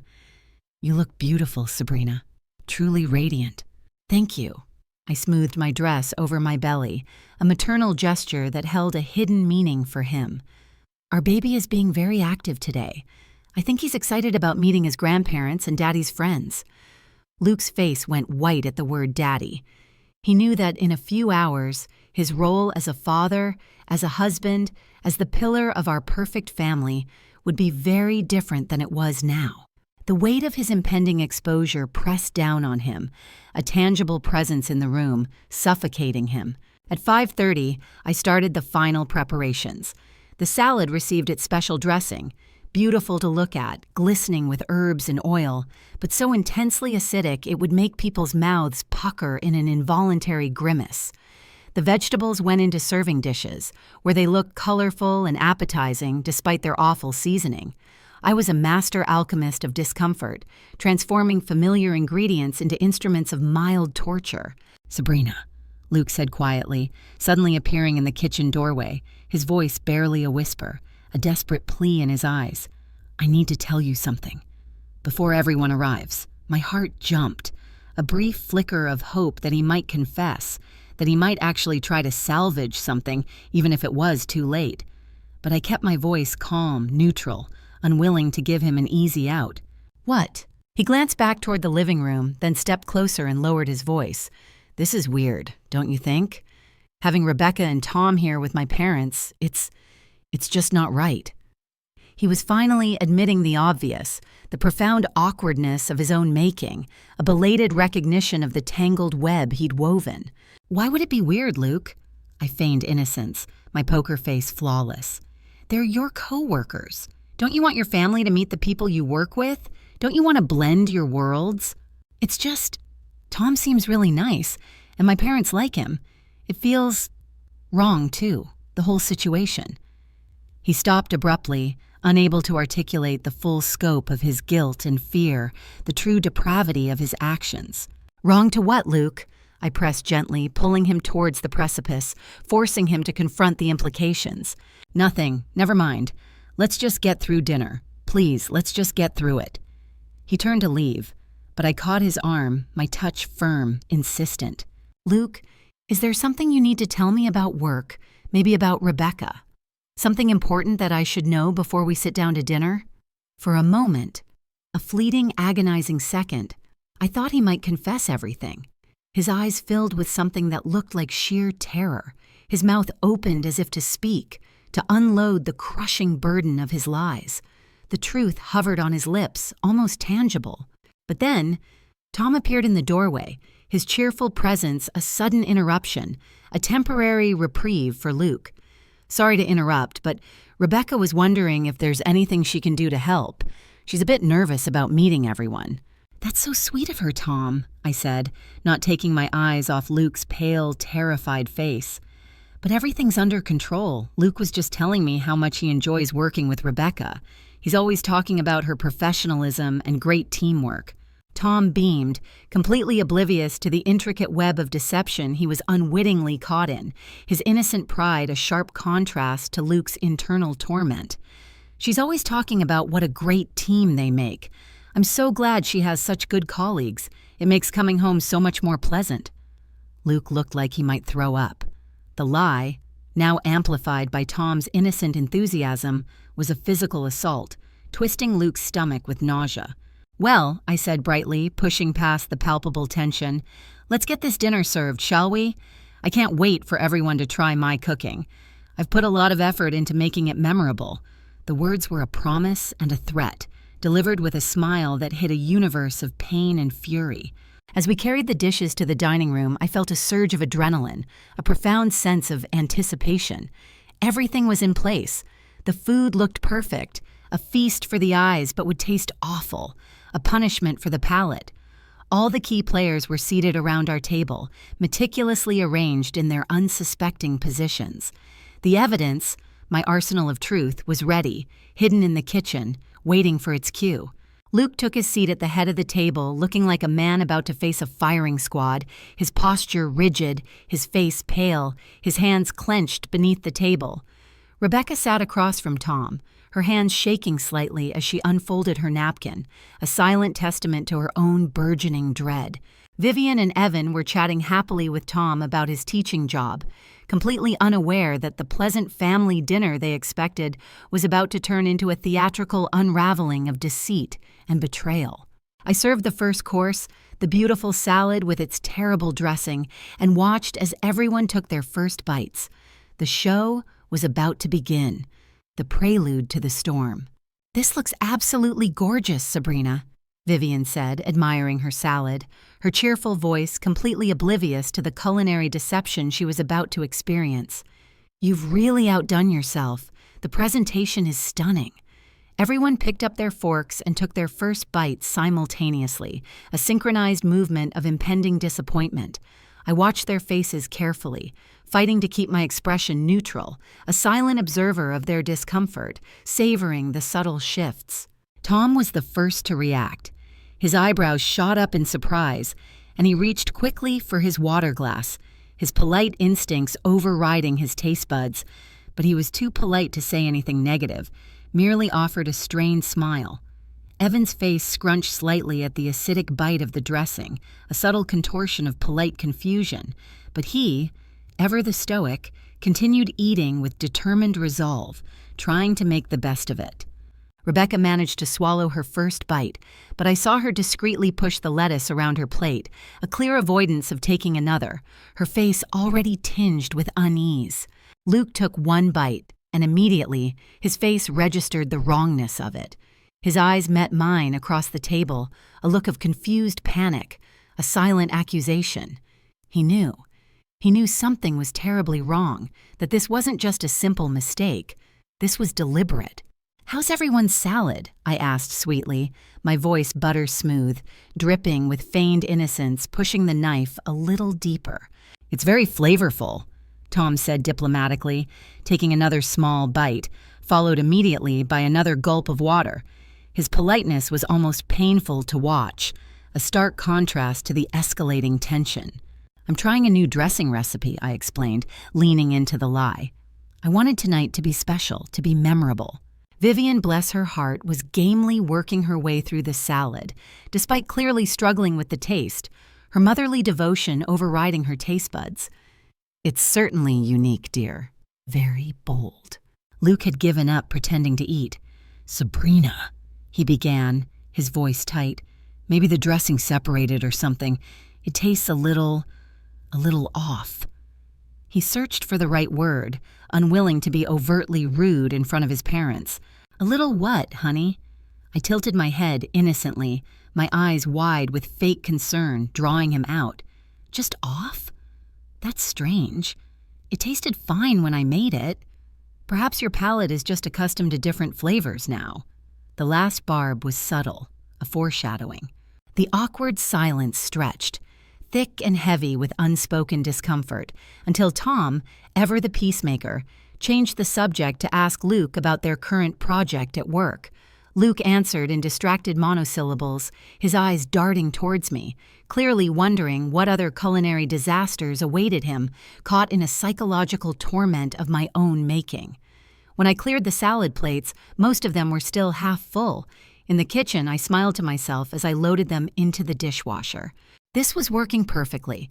The plan was unfolding exactly as conceived, like a well-executed UX design. The bread rolls came out next, golden brown, crusty, and beautiful.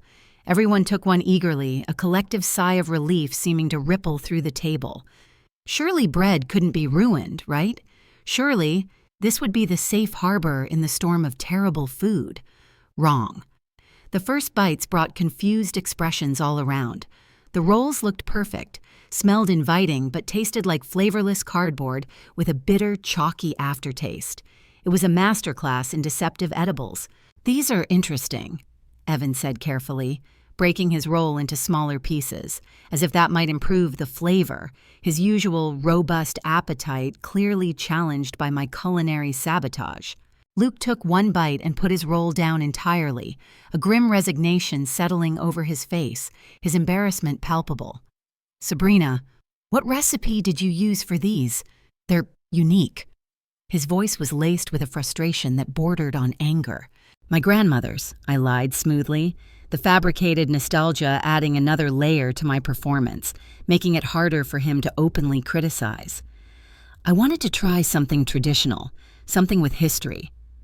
Tom, ever the trooper, was still trying to eat his roll, washing each bite down with large gulps of wine, his politeness a mask for his growing discomfort. Rebecca had abandoned hers after one bite, her face pale, her eyes darting nervously around the table, a prey animal caught in a trap, sensing the impending danger. "Maybe we should move on to the main course," I suggested brightly, the false cheer a stark contrast to the tightening knot in my stomach. "I'm so excited for everyone to try the roast. I spent hours preparing it." I brought out the roast beef on a platter, and it truly looked magnificent. Perfectly browned, garnished with fresh herbs, surrounded by colorful, appealing vegetables. Several people actually gasped appreciatively, their hopes renewed by the visual promise of a delicious meal. It was the ultimate deception. "Now that looks like a work of art," Tom said, and I could hear the genuine relief in his voice, his politeness clinging desperately to optimism. "Finally, something that smells as good as it looks." I carved the roast at the table, giving everyone generous portions along with the carefully ruined vegetables. The meat looked juicy and perfect as I sliced it, a masterful deception. Everyone took their first bites with obvious hope, a silent prayer that this course would redeem the meal, that the culinary nightmare was finally over. It didn't. The roast was so tough it was almost inedible, a leathery, unyielding mass that resisted every attempt to chew, and the marinade had made it incredibly salty, with an unpleasant vinegary bite that assaulted the palate, a truly offensive combination. The vegetables were either mushy beyond recognition or so undercooked they squeaked between the teeth, seasoned with bitter herb combinations that made people's faces contort in subtle, involuntary grimaces. This time, the reactions were impossible to hide. Tom actually made a small choking sound and reached for his water, covering his mouth to discreetly spit out a piece of meat.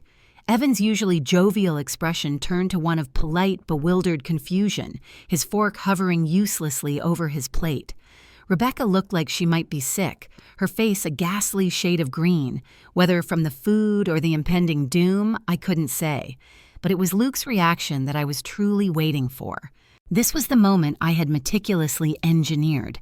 His face went red as he chewed the tough, over-salted meat, his jaw working furiously, his eyes narrowed in a mixture of anger and profound embarrassment. I could practically feel his temper rising with each terrible bite, the humiliation radiating off him like heat from a furnace. He was losing control just as I had meticulously planned. This was the precise tipping point I had calculated. "Sabrina," he said, his voice tight with a barely contained fury, "this doesn't taste right either. What exactly did you do?" "What do you mean, what did I do?" I asked, my innocent act still flawless, my gaze unwavering. "I followed the recipe exactly. I spent hours preparing this. The meat is—" He took another bite and winced, truly struggling to swallow. "It's really salty and tough, Sabrina. Terribly so." "Maybe you're just not used to home cooking anymore," I said innocently, each word a carefully placed barb, designed to prick his conscience and his ego. "You've been eating out so much lately, with all those work dinners, all those fancy restaurants. I thought you might appreciate a simple, home-cooked meal." The unspoken accusation hung heavy in the air, a whisper of the truth I was about to unleash. Luke's fork clattered against his plate, a harsh, metallic sound that cut through the already strained silence. "What's that supposed to mean, Sabrina?" The anger in his voice was raw, unadulterated. The table went completely quiet. Everyone could feel the tension building, a palpable, suffocating force. But they didn't understand what was happening, what dark undercurrents were swirling beneath the surface of this supposedly perfect family dinner. They merely sensed the beginning of a storm.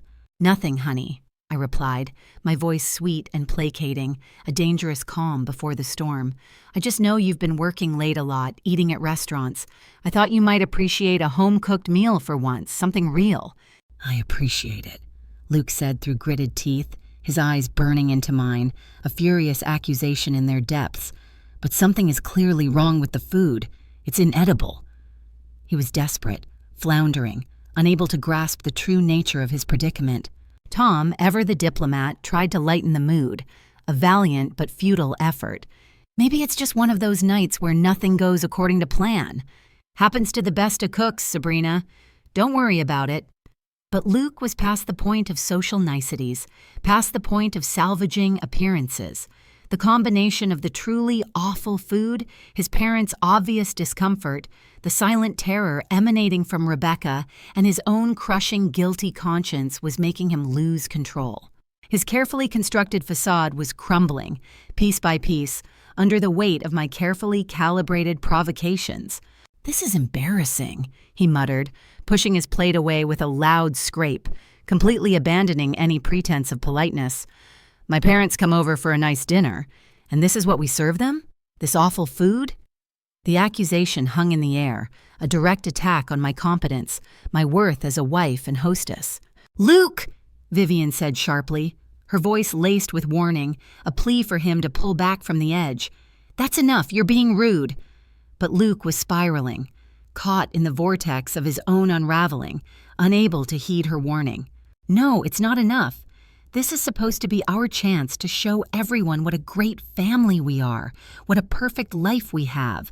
And instead, we're serving food that tastes like—" He paused, searching for the ultimate insult, a cruel verbal strike designed to wound, to publicly shame me. "Like what, Luke?" I asked quietly, my voice barely a whisper, but it carried clearly in the suddenly breathless silence of the room, cutting through his rage. I looked around the table, at his parents' shocked faces, at Tom's obvious discomfort, at Rebecca, who looked like she wanted to melt into the floor and disappear, her own guilt and fear now mirroring Luke's. This was it.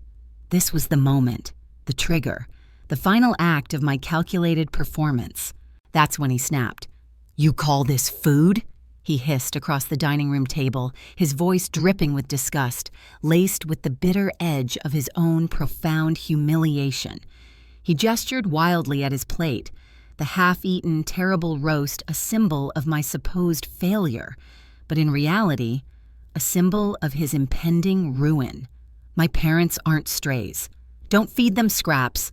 Don't humiliate me like this." The words hung in the air, thick with contempt, a profound and deliberate insult, revealing the depths of his arrogant cruelty. The silence that followed was deafening, more shocking than any shout. Vivian's fork froze halfway to her mouth, her eyes wide with disbelief, her face a mask of dawning horror. Evan's face, usually so kind and jovial, went dark with a slow, simmering anger, a profound disappointment. Tom looked like he'd been slapped, his cheerful demeanor completely shattered, his mind reeling from the blatant disrespect. But I, the supposedly humiliated wife, just smiled. It was a small, tight smile, but it was there, a silent triumph, a quiet vindication. "I didn't order this," I said quietly, my voice carrying clearly, resonating through the shocked silence, a calm pronouncement of impending doom. Luke's face went from red with anger to white with confusion, the rapid shift a testament to his disoriented mind, utterly blindsided by my defiance. "What do you mean you didn't order? What are you talking about?" he stammered, completely out of his depth.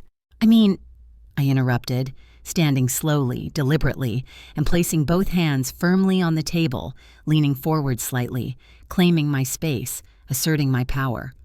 My voice, though quiet, resonated with the weight of months of suppressed pain, years of unacknowledged sacrifices, and the fierce resolve of a woman pushed too far. I didn't order my husband to cheat on me while I'm carrying his child. I didn't order him to spend our baby's college fund on hotel rooms with his coworker. And I definitely didn't order him to humiliate me at every family gathering for the past 3 months. The words hung in the air like smoke, acrid and suffocating, searing themselves into the minds of everyone present, leaving an indelible mark. Rebecca's face went completely white, her jaw dropping open in a silent gasp, her composure utterly shattered.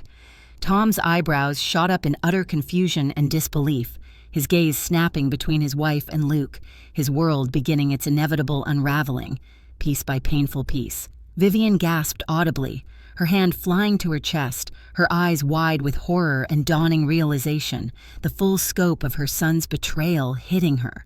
"Sabrina, what are you talking about? What are these accusations?" Luke's voice cracked with raw panic, the controlled anger dissolving into sheer terror. I reached under my chair, my movements slow and deliberate, and pulled out the manila envelope, thick with papers and photographs, my arsenal of truth. "I'm talking about the Grand Plaza Hotel," I began, my voice clear and steady, each word a carefully aimed bullet, each piece of evidence a precise hit. October 15th, 18th, and 22nd, $350 each night. I slid the first receipt across the table toward his parents, a tangible piece of his deception. Vivian picked it up with trembling hands, her eyes scanning the incriminating details, her face paling further with each word. "I'm talking about Sharon, where you took Rebecca for her birthday," I continued, turning my gaze directly to Luke. "While I was home with morning sickness so bad I couldn't keep water down.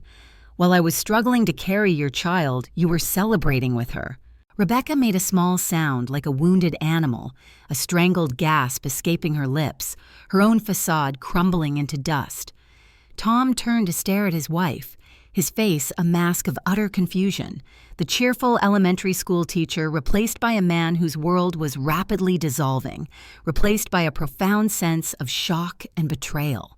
"This is insane," Luke stammered, half rising from his chair, a desperate, flailing attempt to regain control over a narrative that was irrevocably lost. "Sabrina, you're having some kind of breakdown, pregnancy hormones. You're not thinking straight. Sit down." He tried to gaslight me one last time to dismiss my anger as irrational feminine hysteria. The command came from his own father, Evan, his voice like ice, cutting through Luke's panicked bluster with chilling authority. His usually kind face had turned to stone, hard and unforgiving, etched with profound disappointment. "Sit down, Luke, and let her finish. This is your turn, and you will hear it." Luke sank back into his chair, his face pale and sweating, trapped by the force of his father's unexpected authority, by the weight of his own crimes. I pulled out the first photograph, the most intimate one Patricia had captured, and placed it gently on the table, face up, for all to see. It showed Luke and Rebecca in an intimate embrace outside the Marriott downtown, her hand tangled in his hair, his mouth pressed against her neck, the timestamp a stark, brutal truth, leaving no room for doubt or denial. Vivian made a sound like she'd been punched in the stomach, a guttural groan of heartbreak and disbelief, her hand flying to her mouth to stifle a sob. "Oh, Luke, how could you? How could you do this to your wife, to your family?" Tom picked up the photograph with shaking hands, staring at the image of his wife kissing another man, his eyes wide with a mixture of shock and profound pain, a universe of shared dreams collapsing before his eyes. "Rebecca," his voice was barely a whisper, a broken sound of disbelief. "What is this? What is the meaning of this?" Rebecca burst into tears, the carefully constructed facade of composure finally shattering into 1,000 pieces. "Tom, I can explain. Please, let me explain." Her pleas were desperate, pathetic, devoid of any genuine remorse. "Can you?" Tom's voice was getting louder, gaining strength, the initial shock giving way to a raw, burning anger that seemed to ignite every fiber of his being. "Can you really explain why my wife is kissing another man in a hotel parking lot? With him, my wife, my partner, kissing my colleague's husband?" Tom, please, you don't understand, Rebecca wailed, reaching for him, but he recoiled. How long? Tom demanded, turning the photo over as if looking for answers on the back, as if the paper itself could explain the depth of the betrayal. How long has this been going on? Tell me the truth, Rebecca. Luke tried one more desperate play, a final, pathetic attempt to control the narrative, to protect himself. Everyone just needs to calm down. This is all a misunderstanding. We can talk about this privately. Then explain this, I said, pulling out a bank statement and sliding it across to him, the numerical evidence of his profound financial betrayal. $8,000 from our baby's college fund. Gone. Systematically drained, spent on your affair, on hotels, on dinners, on gifts for her. Vivian's tears were flowing freely now. Streams of silent anguish carving paths down her face, her eyes filled with a grief born of profound disappointment. The college fund? Luke, your father and I contributed to that fund. We thought we were helping secure our grandchild's future. That money was for the baby. The raw pain in her voice was heartbreaking, the realization of her son's profound disrespect, his utter disregard for their generosity. You were? I said gently, turning to my in-laws, making sure they fully grasped the depths of his depravity, the true cost of his betrayal. You were giving your son money to wine and dine his mistress while his pregnant wife sat at home worried about our finances, planning for a future that was a complete lie, worried about how we would afford all the necessities for our child. I methodically laid out more evidence, each piece a nail in Luke's coffin. Screenshots of text messages where Luke called me clueless and our baby a mistake. Hotel receipts showing a pattern of infidelity going back months, a clear and undeniable pattern of deceit. Photos of Rebecca posting about expensive meals that matched our credit card statements, brazenly documenting their affair on public forums, utterly without shame. With each piece of evidence, Luke shrank further into his chair, his face a mask of shame and defeat, his arrogance finally stripped bare. Rebecca cried harder, her sobs racking her body, the weight of her exposure crushing her, her carefully constructed double life collapsing around her. But it was Tom's transformation that was most dramatic. The kind, cheerful elementary school teacher was disappearing before our eyes, replaced by a man whose entire world had just shattered. His face was pale, his eyes wide with a profound grief and a simmering rage, a quiet storm brewing within him. 6 months, he said, his voice quiet, almost hollow, as he looked at the timeline I'd laid out, tracing the dates with a trembling finger. You've been cheating on me for 6 months, Rebecca, with my colleague's husband. Tom, I'm sorry. I'm so sorry, Rebecca wailed, desperately reaching for his hand, pleading for forgiveness that was beyond her grasp. Our anniversary, Tom continued, ignoring her, his voice growing stronger, colder, and angrier, the quiet man now a force to be reckoned with. You were with him on our anniversary. You told me you were working late, but you were with him. You lied to me on our anniversary. Rebecca reached for Tom's hand again, but he jerked away from her touch as if burned, as if her touch was poison. Don't, he said coldly, his voice devoid of all warmth, all tenderness. Don't you dare touch me. Luke tried one last time to salvage the unsalvageable situation, to put out the raging fire he had started. Look, everyone needs to just calm down and talk about this rationally. This is a private matter. Rationally? Vivian's voice was shaking with fury as she stood up, her grief transforming into righteous anger, her loyalty now firmly with me. You want to talk rationally about how you betrayed your pregnant wife and stole from your own child? How dare you, Luke? How dare you call this rational? Mom, please, don't do this. No. Evan stood up too, his face harder than I'd ever seen it, his eyes blazing with a paternal disappointment that cut deeper than any anger. Don't call me that, not right now.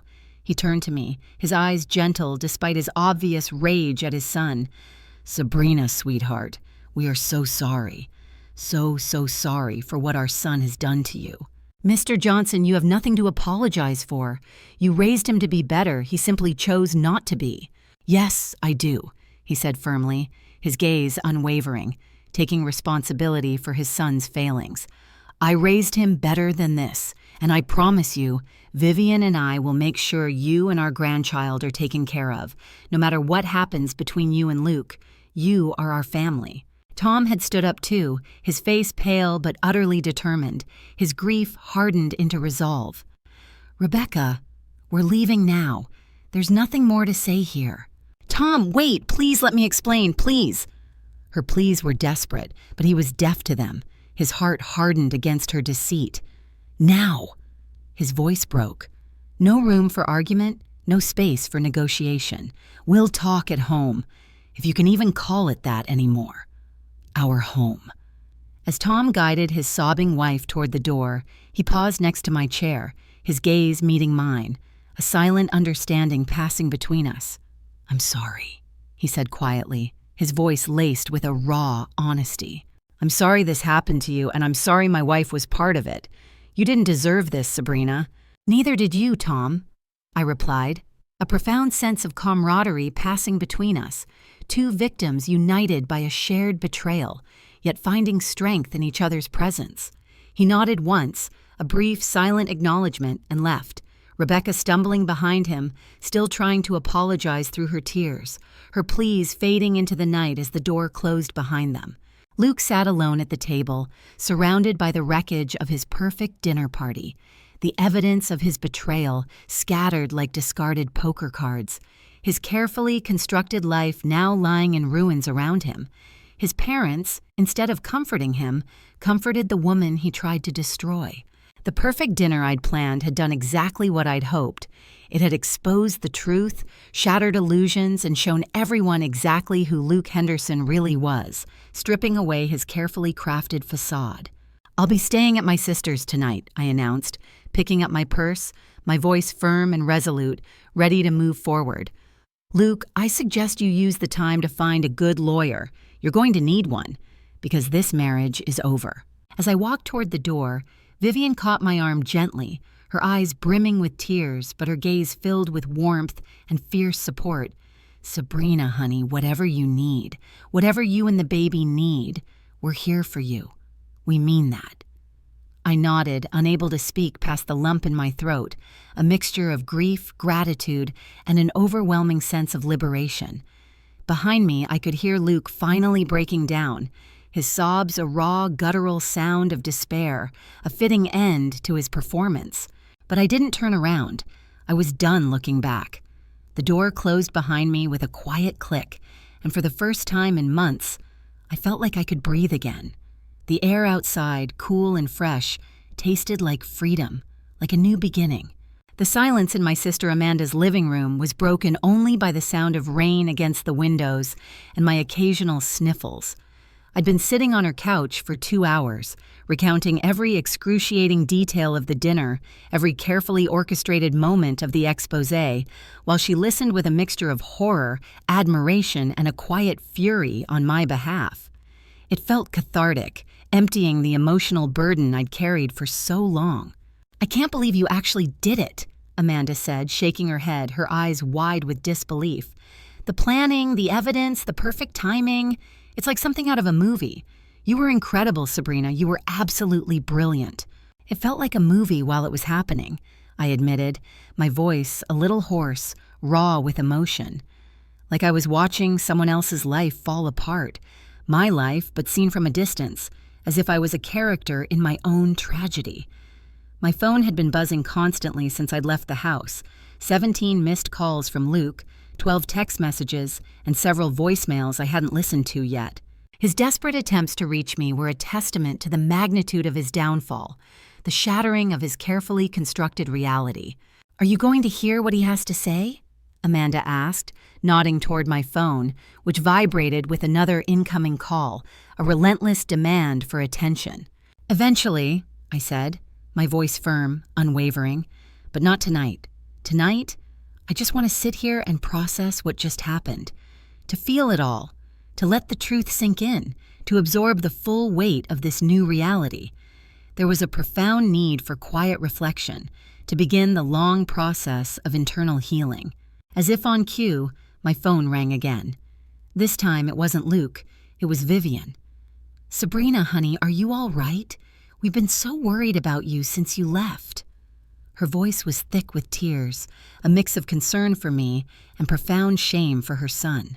"I'm fine, Vivian. I'm staying with my sister tonight. I needed to get away from the house." "Good. That's good." She took a shaky breath, composing herself. "Sweetheart, I need you to know that Evan and I are completely on your side. What Luke did, what he did is unforgivable. We stand with you." Her unwavering support was a comfort, a lifeline in the emotional tempest, a surprising anchor in the storm. "You don't have to choose sides, Vivian," I offered, knowing how hard this must be for her, for them, caught between their son and their soon-to-be grandchild. "He's your son, and you're carrying our grandchild," she countered, her voice firm despite the tears, a resolute declaration of loyalty. "But you're our family too, Sabrina, and you're the one who was wronged here. You and the baby." She paused, and I could hear her taking another shaky breath, steeling herself, her love for me trumping her maternal instincts for Luke. "We tried to talk to him after you left, but he just kept making excuses, blaming you, blaming the pregnancy, saying he felt trapped. He refused to take any responsibility for his actions." My heart clenched. Even now, even after being caught red-handed, Luke couldn't take responsibility for his choices. His default was always victimhood, always evasion. It was a profound character flaw, a chasm between us that could never be bridged, confirming that my decision was the right one. "We told him he had 24 hours to figure out his priorities," Vivian continued, her voice gaining a surprising strength, a quiet fury burning beneath the surface. "Either he commits to making this right with you, truly and sincerely, or he needs to move out of the house until the baby comes. We won't have you stressed during the remainder of your pregnancy. Your well-being and the baby's are paramount." "Vivian, you can't kick your son out of his own house," I said, genuinely shocked by the swift, decisive action of my in-laws, the depth of their commitment to me. "The house that we help pay for, the house where our grandchild will be living." "Yes, we absolutely can," she said firmly. "And we will. He has alienated himself from this family through his actions, and he will face the consequences." Her loyalty to me and our unborn child was absolute, unwavering, a powerful testament to their love and sense of justice. After I hung up with Vivian, Amanda brought me a fresh cup of tea and settled back on the couch, her gaze expectant. "So, what's the plan now?" she asked, her voice gentle, ready to support whatever I decided. "Divorce," I said, without hesitation, the word feeling surprisingly liberating, a release from a cage I hadn't fully realized I was in. There's no coming back from this, even if I could forgive the cheating, and I'm not sure I ever could. I'll never be able to forgive him calling our baby a mistake. Never. That was the unforgivable line. The casual cruelty of that phrase was a wound too deep to heal, a line crossed that could never be uncrossed, a permanent scar on my soul. "Good," Amanda said, taking my hand and squeezing it gently. "You deserve so much better than Luke Henderson. You deserve someone who cherishes you and who cherishes your child." My phone buzzed with a text from an unknown number. When I opened it, I saw it was from Tom Torres. His words were raw, honest, and filled with a similar sense of profound loss and dawning clarity. "This is Tom. I got your number from the work directory. I wanted to thank you for tonight. I know it must have been hard for you, incredibly difficult, but I needed to know the truth. You showed me the truth. If you're willing, I'd like to talk sometime about what we do next. Neither of us deserves what they did to us. We're in this together in a way." "Who's that?" Amanda asked, seeing my expression, a hint of curiosity in her voice. "Rebecca's husband," I replied, a small, knowing smile touching my lips. "He wants to talk about what happens next. He's starting his own journey of reckoning." "Are you going to?" "I think so," I said, a glimmer of hope in my voice, a sense of shared humanity. "He seems like a good person who got caught up in their mess just like I did. We're both victims in this, and maybe we can help each other navigate the aftermath to find a path forward." I spent the next hour returning calls from friends who had heard about the dinner disaster through the family grapevine. Luke's cousin Sarah called to offer her support, expressing her shock and anger at Luke's behavior, her disappointment palpable. My friend Jenny from work called to see if I needed anything, a quiet offer of practical help, a reminder that I had a network of genuine care. Even my mother-in-law's sister called to tell me she was proud of me for standing up for myself, for refusing to be a doormat. It seemed like the entire extended family network had heard about Luke's affair within hours of the dinner ending, a testament to the speed of rumor and the profound impact of public exposure, ensuring his actions would not be easily forgotten or dismissed.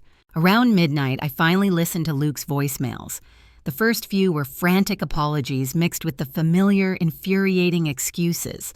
He was sorry, but I had to understand how trapped he'd been feeling. He loved me, but the pregnancy had changed everything. He wanted to work things out, but I had humiliated him in front of his family. The self-pity was astounding, his inability to see beyond his own perceived suffering, his complete lack of empathy for my pain. The later messages were angrier, laced with accusation and resentment, twisting the narrative to make himself the victim. I had no right to air our private business in public. I had embarrassed him professionally by involving Rebecca's husband. I was using the pregnancy to manipulate his parents against him. The audacity was breathtaking, a testament to his ingrained narcissism, his desperate attempt to regain control through blame. The final message left just an hour ago was different. His voice was raw, broken, stripped bare of all pretense, sounding genuinely defeated. "Sabrina, please, call me back. I know you're angry, and you have every right to be, but we need to talk about this like adults, about the baby, about our future. I made mistakes, but that doesn't mean we have to throw away everything we built together. Please, just please call me. I'm begging you." He sounded truly desperate, utterly defeated, but it was too little too late. The emotional well had run dry. I deleted all the messages without responding. There was nothing left to say to the man who had so thoroughly betrayed me. The next morning brought more calls, but this time they were practical ones, moving me forward into my new, un-Luke D life. Luke's friend Justin called to tell me that Luke had shown up at his apartment at 2 a.m., completely drunk and ranting about how I'd destroyed his life, how I'd ruined everything. The news brought a flicker of vindication, a confirmation that the blow had landed exactly as intended, that he was finally experiencing the consequences of his actions. Vivian called to let me know that Luke had indeed moved out of the house, and she'd already had the locks changed, a decisive protective measure ensuring my safety and peace of mind. "The house keys are here whenever you're ready for them," she said, her voice gentle but firm. "And Sabrina, we've already spoken to our lawyer about making sure you're protected during the divorce proceedings. Luke won't be able to hide assets or drain accounts. We will ensure you and our grandchild are fully protected." Their unwavering support was a balm to my soul, a tangible demonstration of their love for me and their grandchild, a powerful force against Luke's deceit. I also received a call from Patricia Chong, my private investigator. "I heard through the grapevine that last night went according to plan," she said, a hint of amusement in her voice, a shared sense of accomplishment. "Better than I could have hoped," I admitted, a genuine smile gracing my lips for the first time in what felt like forever. It was profound. "Good. Now, for the legal proceedings, you'll want to make sure all that evidence is properly documented for court.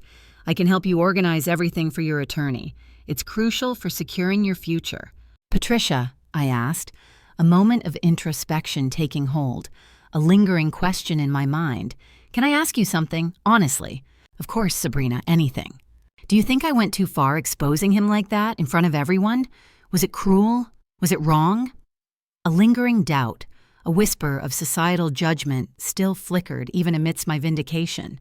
There was a pause before she answered, a professional assessment being formed, drawing on years of experience. "Mrs. Henderson, I've been doing this job for 15 years. I've seen dozens of cheating spouses, and I've watched their victims respond in all kinds of ways. Some people fall apart. Some people get revenge in destructive ways that hurt them more than their cheating partners.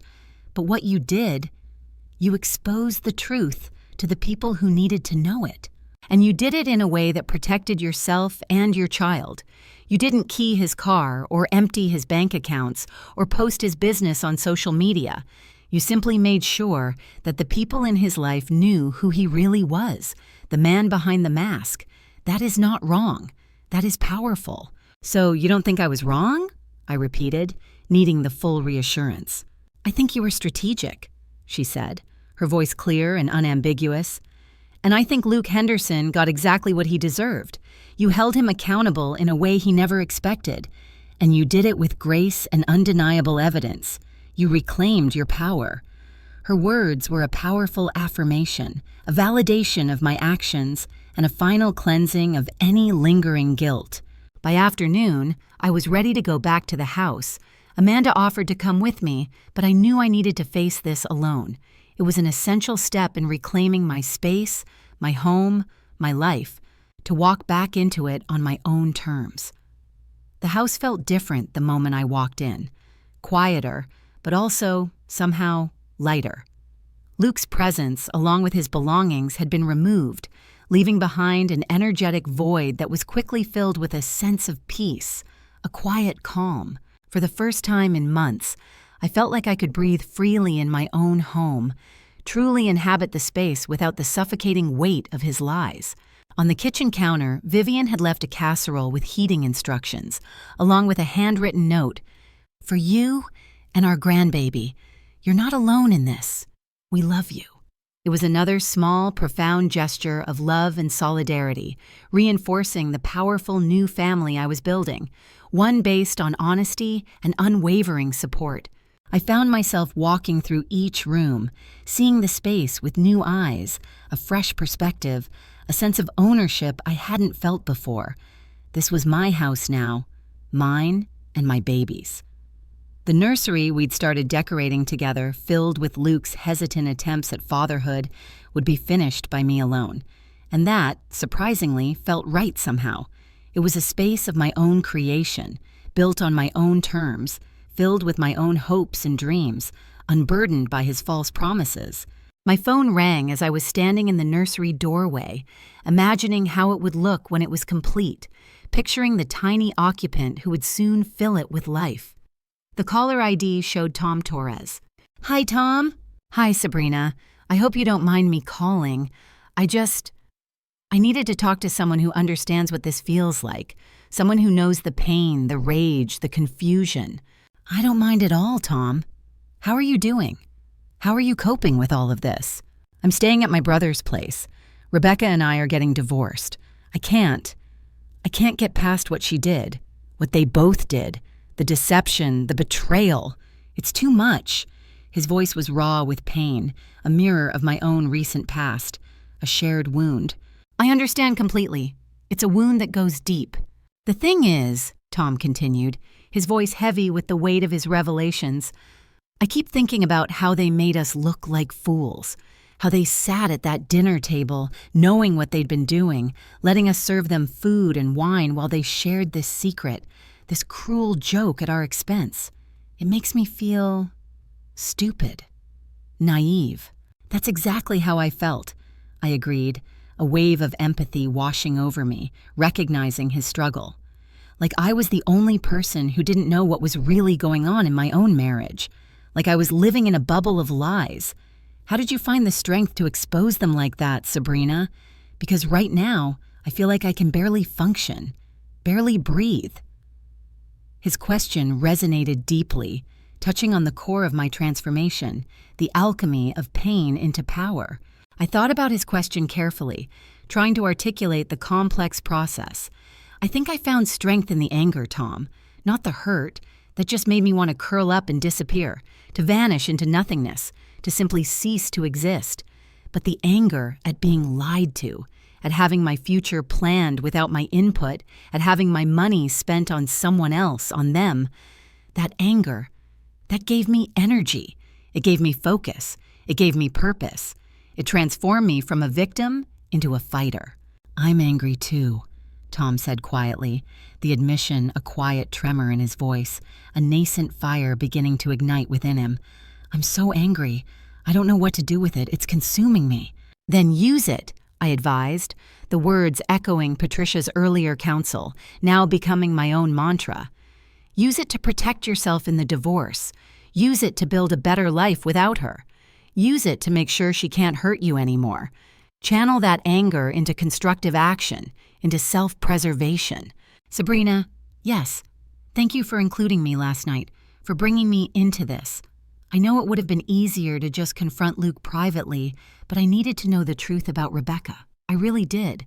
I needed to see it with my own eyes. You deserve to know, Tom, I affirmed, just like I deserve to know. The truth, however painful, is always better than a lie. After we hung up, I made myself a cup of tea and sat in the nursery rocking chair that Vivian and Evan had bought. My baby was moving around actively, a gentle flutter against my ribs, as if sensing the profound changes in our life, the new direction we were charting, the new stability we were building. It's just you and me now, little one, I said, rubbing my belly, a soft promise, a fierce declaration of independence.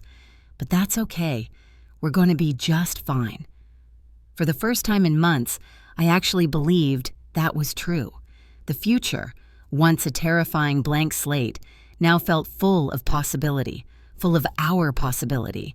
A week after the dinner, the reality of my new life was starting to sink in, not as a tragedy, but as a deliberate choice, an act of profound self-liberation.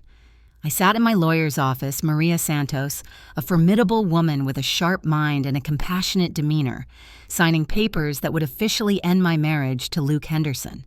The divorce proceedings were surprisingly straightforward, remarkably efficient, thanks to all the meticulous evidence I'd gathered. With documentation this thorough, Maria explained, a hint of admiration in her voice, your husband's lawyer is advising him not to contest anything. He's agreed to give you the house, primary custody of the baby, and he'll pay child support. Frankly, he's lucky you're not asking for alimony. You had a very strong case for punitive damages. I don't want his money for me, Maria, I said firmly, my priorities clear. But our child deserves financial support. That's non-negotiable. His responsibility as a father is not something he can walk away from. Luke's betrayal had cost him more than just his marriage. Word of the affair had spread through his company like wildfire, and HR had launched an immediate investigation into his relationship with Rebecca. Apparently, it was against company policy for employees to have romantic relationships without disclosure, especially when it involved expense account abuse, a flagrant violation of trust and ethics. Both Luke and Rebecca had been fired, a satisfying closure to that chapter of corporate misconduct, a clear demonstration that actions have consequences. Rebecca's marriage to Tom was ending too. I'd heard through Vivian that she'd moved back in with her parents, her glittering Instagram life now a shattered illusion, her carefully curated persona collapsing. She was looking for a new job in another city, seeking to escape the stigma she had so richly earned, to outrun the consequences of her own choices.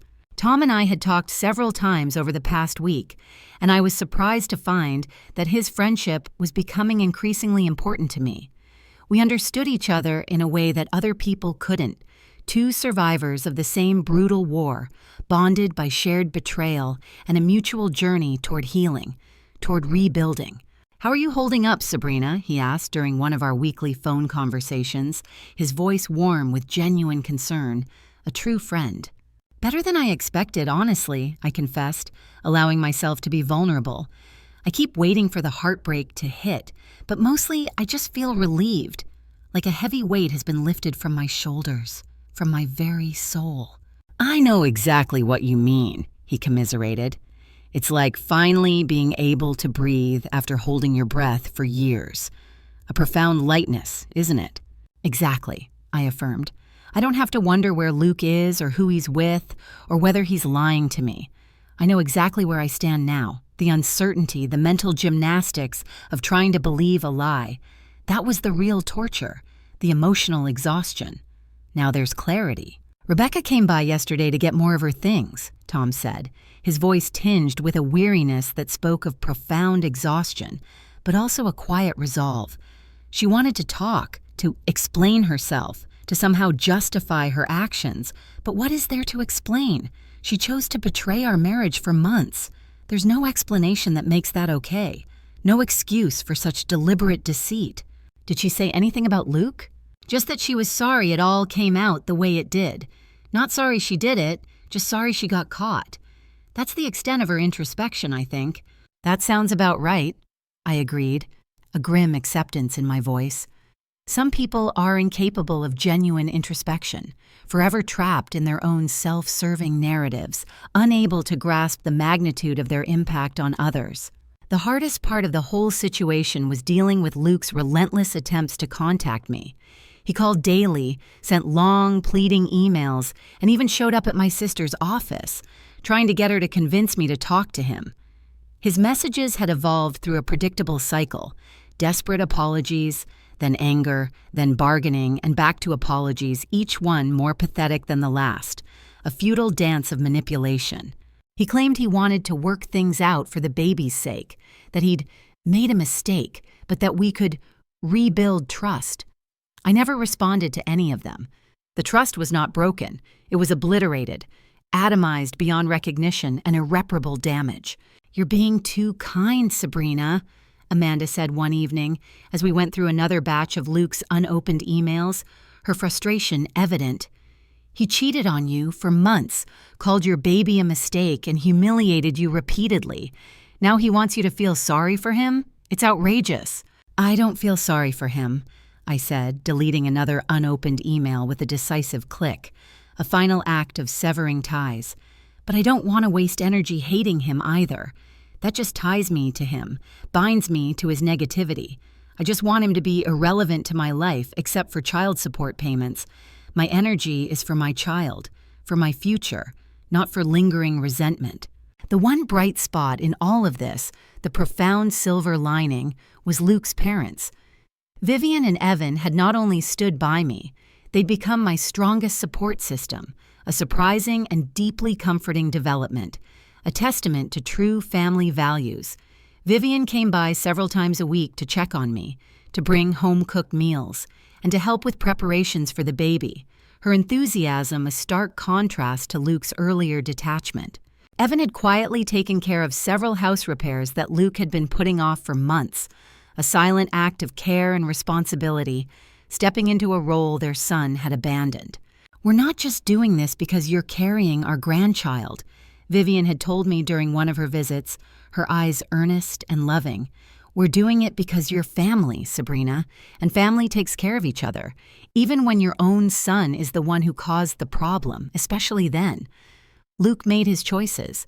Now he has to live with the consequences. But that doesn't mean you and the baby should suffer.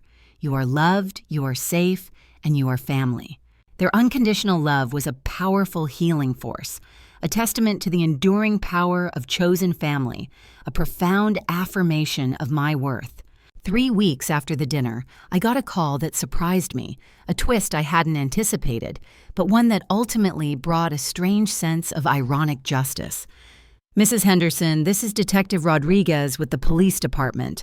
I'm calling about a harassment complaint that's been filed against you." My heart jumped. A jolt of alarm, a moment of confusion. What kind of harassment complaint? I haven't done anything.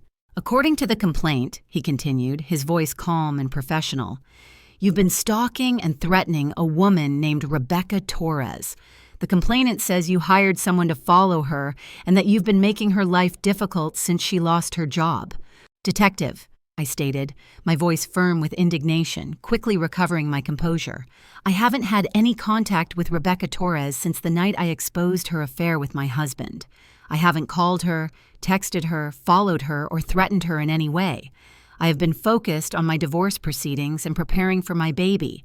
Rebecca Torres has been the furthest thing from my mind. I have moved on." "Can you prove that?"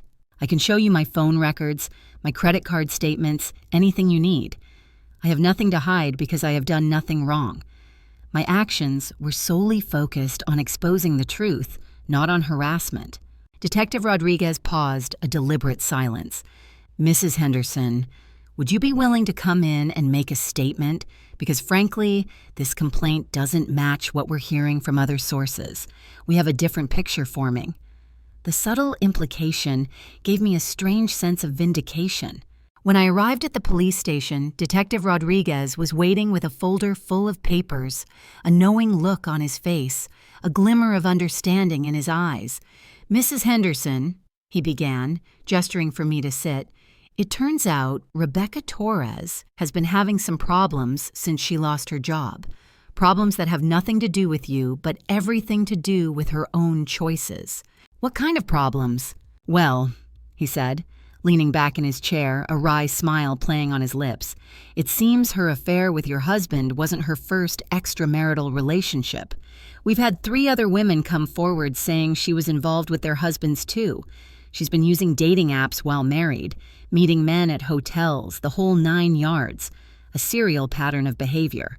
I stared at him in shock, a profound sense of disbelief washing over me, then a wave of bitter amusement. "You mean Luke wasn't her only affair? He wasn't special?" "Not even close," he confirmed, shaking his head. "And when word got out about what happened at your dinner party, these other women started connecting the dots. They realized they'd all been lied to by the same person, caught in the same manipulative web. You didn't just expose one affair, Sabrina. You brought down her entire house of cards. So why did she file a complaint against me? Why am I the target?" "Because you're the one who exposed her," Detective Rodriguez explained, his gaze direct, unflinching. "In her mind, you're responsible for all the consequences she's facing. The job lost, the divorce, the fact that she's now known around town as a serial cheater. You pulled the thread that unraveled her entire life of lies." Detective Rodriguez leaned back in his chair, a profound understanding in his voice. "Mrs. Henderson, Rebecca Torres is what we call a habitual manipulator. She spent years juggling multiple relationships, lying to everyone involved, skillfully weaving a web of deceit. Your dinner party didn't just expose one affair. It brought down her entire house of cards, revealing the rot beneath. Does Luke know about the other men? Did he know he was just one of many? According to his statement when we interviewed him, no, he thought he was her only affair partner. Turns out he was just another mark, another ego she was using for her own gratification. The irony was almost overwhelming. I left the police station feeling a strange mix of vindication and pity. Luke hadn't just destroyed our marriage for love. He destroyed it for a woman who was using him, playing him, the same way she'd used multiple other men. His grand romance, his daring escape, was nothing more than a carefully orchestrated manipulation, a fleeting moment of self-indulgence orchestrated by a serial deceiver. He was just another pawn in her game, another ego to feed, believing he was the star of his own rebellious narrative. When I got home, there was a message on my voicemail from Luke. His voice was raw, utterly shattered, stripped of all pretense and arrogance. "Sabrina, I just found out about Rebecca, about the other men. I don't know what to say. I threw away our marriage for someone who was playing me the whole time. I know you probably don't care, but I needed you to know that I know how stupid I was, how much I lost, how profoundly I messed up." For the first time since the dinner party, a strange, quiet sense of compassion, not for him, but for the universal human capacity for self-deception and the pain of ultimate realization, stirred within me. And for the first time, I called him back. "Luke," I said, my voice calm, steady, devoid of the anger that had fueled me for so long, replaced now by a quiet strength. "Sabrina, oh God, thank you for calling me back. I've been trying to reach you for weeks. I'm so sorry, so truly sorry." His voice was tinged with a desperate hope, a fragile thread of possibility. "I called because I heard about Rebecca and the other men," I explained, cutting through his apologies. "I wanted to make sure you were okay. To be clear, my call is not about reconciliation." There was a long pause, a stunned silence on his end. You're asking if I'm okay after everything I did to you? After the way I treated you?" The question hung in the air, weighted with the magnitude of his past actions, the dawning understanding of his own cruelty. "Luke, what you did was unforgivable. Our marriage is over, and that's never going to change. That door is closed," I clarified, making sure there were no ambiguities, no false hopes. "But despite everything, despite the pain you caused, I don't want to see you completely destroyed, not for our child's sake. He deserves a father who is whole, even if that wholeness doesn't include me. I don't know how to live with what I've done, he said quietly, the raw despair in his voice palpable. I destroyed the best thing in my life for someone who didn't care about me at all. I was so incredibly foolish. The realization of his profound error, the depth of his self-inflicted wounds, finally seemed to be hitting him, truly and deeply. Then learn from it, I said, my voice firm but not unkind, a quiet directive. Be a better person. Be a better father to our child than you were a husband to me. That's the only path forward now. That is where you must focus your energy. Do you think you'll ever be able to forgive me? He asked, a fragile hope in his voice, seeking absolution. I thought about that question for a long moment, delving into the complex landscape of forgiveness, its meaning and its purpose.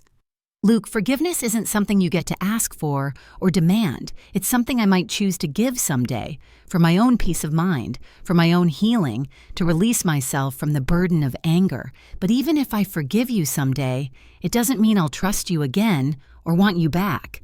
Those are different things entirely. My boundaries are clear. I understand, he said, a sigh of resignation in his voice, acceptance finally beginning to settle in.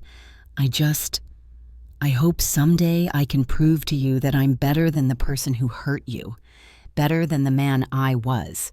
Then prove it to yourself first, I advised, offering him a path, a challenging one, but a path nonetheless. Get counseling. Figure out why you made the choices you made, why you sought escape instead of confronting your own issues. And when our baby is born, be the father he deserves. Be present, be responsible, be a positive force in his life.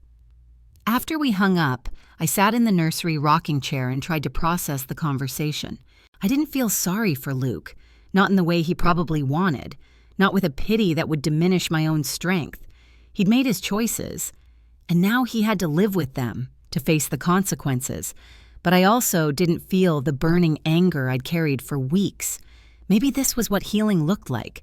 Not forgetting what happened, not taking him back, but letting go of the rage that had been consuming so much of my energy, making space for something new, something constructive. I had bigger things to focus on now. In 3 months, I would be a mother.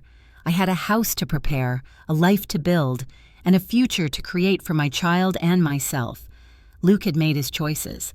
Now it was time for me to make mine, to consciously craft the life I truly desired. 2 months later, I was 8 months pregnant and finally starting to feel like myself again. Not the self before Luke's betrayal, but a new, stronger, more resilient self, forged in the fires of adversity. The house had been completely transformed, from the space I'd shared with Luke into something that was entirely mine and my baby's. I'd repainted the living room in calming tones, rearranged furniture to reflect my own aesthetic, and finished the nursery in soft greens and yellows, a tranquil haven for the impending arrival. It was a physical manifestation of my inner peace, a home that truly felt like mine. The divorce had been finalized 3 weeks earlier. Luke had kept his word about not contesting anything, and I now owned the house outright, a symbol of my independence, a solid foundation for my new life. Child support was arranged through the court system, ensuring I wouldn't have to deal with Luke directly about money, preserving my peace of mind. He'd moved to another city for a fresh start and a new job, a necessary distance for both our healing processes. We only communicated now through our lawyers about visitation arrangements after the baby was born. He would have supervised visits twice a month, which felt right to me. Our child deserved to know his father, but I wasn't ready for unsupervised time yet, wasn't ready to relinquish control over that vulnerable connection, prioritizing my son's well-being above all else. Tom Torres had become one of my closest friends, a steady, empathetic presence in my new life. He'd handled his own divorce with remarkable grace, channeling his anger into positive action, much like I had. We developed an easy companionship, built on shared experience, mutual respect, and a profound understanding of each other's pain, a bond forged in the crucible of betrayal. "How are you feeling about becoming a mom so soon, Sabrina?" he asked during one of our weekly coffee dates, his eyes warm and kind, a genuine interest in my journey. "Terrified and excited in equal measure, Tom," I admitted, laughing softly. "I keep thinking about how I'll explain all this to him someday, about his father, about why we're not together. How do you tell a child that kind of truth?" The weight of that future conversation sometimes felt heavy, but I was determined to face it honestly. "You'll tell him the truth, age appropriately," Tom said, his teacher's wisdom shining through, offering a comforting perspective, that sometimes people make choices that hurt the people they're supposed to love, but that doesn't mean he's not wanted or loved. You'll make sure he knows he's adored, that he is the center of your universe, and that his father's choices had nothing to do with him. That's what children need to hear most. Tom had a way of cutting through complicated emotions to find simple, profound truths. It was probably what made him such a good teacher, so loved by his students. "What about you, Tom?" I asked. "Any thoughts about dating again? Are you ready to open your heart?" Tom laughed, a genuine, heartfelt sound. "Sabrina, it took me 30 years to trust someone enough to marry them the first time. Rebecca destroyed that trust pretty thoroughly. I'm thinking I'll focus on being the best uncle to your baby and the best teacher to my students for a while. My focus is on healing myself, on rebuilding my trust in humanity, not just in romance." "That sounds like a good plan," I agreed. "What about you, Sabrina? Ever think about meeting someone new eventually? You're a wonderful woman. You deserve happiness." The question surprised me, coming from my own lips. The thought of romance still felt distant, almost alien, a path I wasn't ready to tread.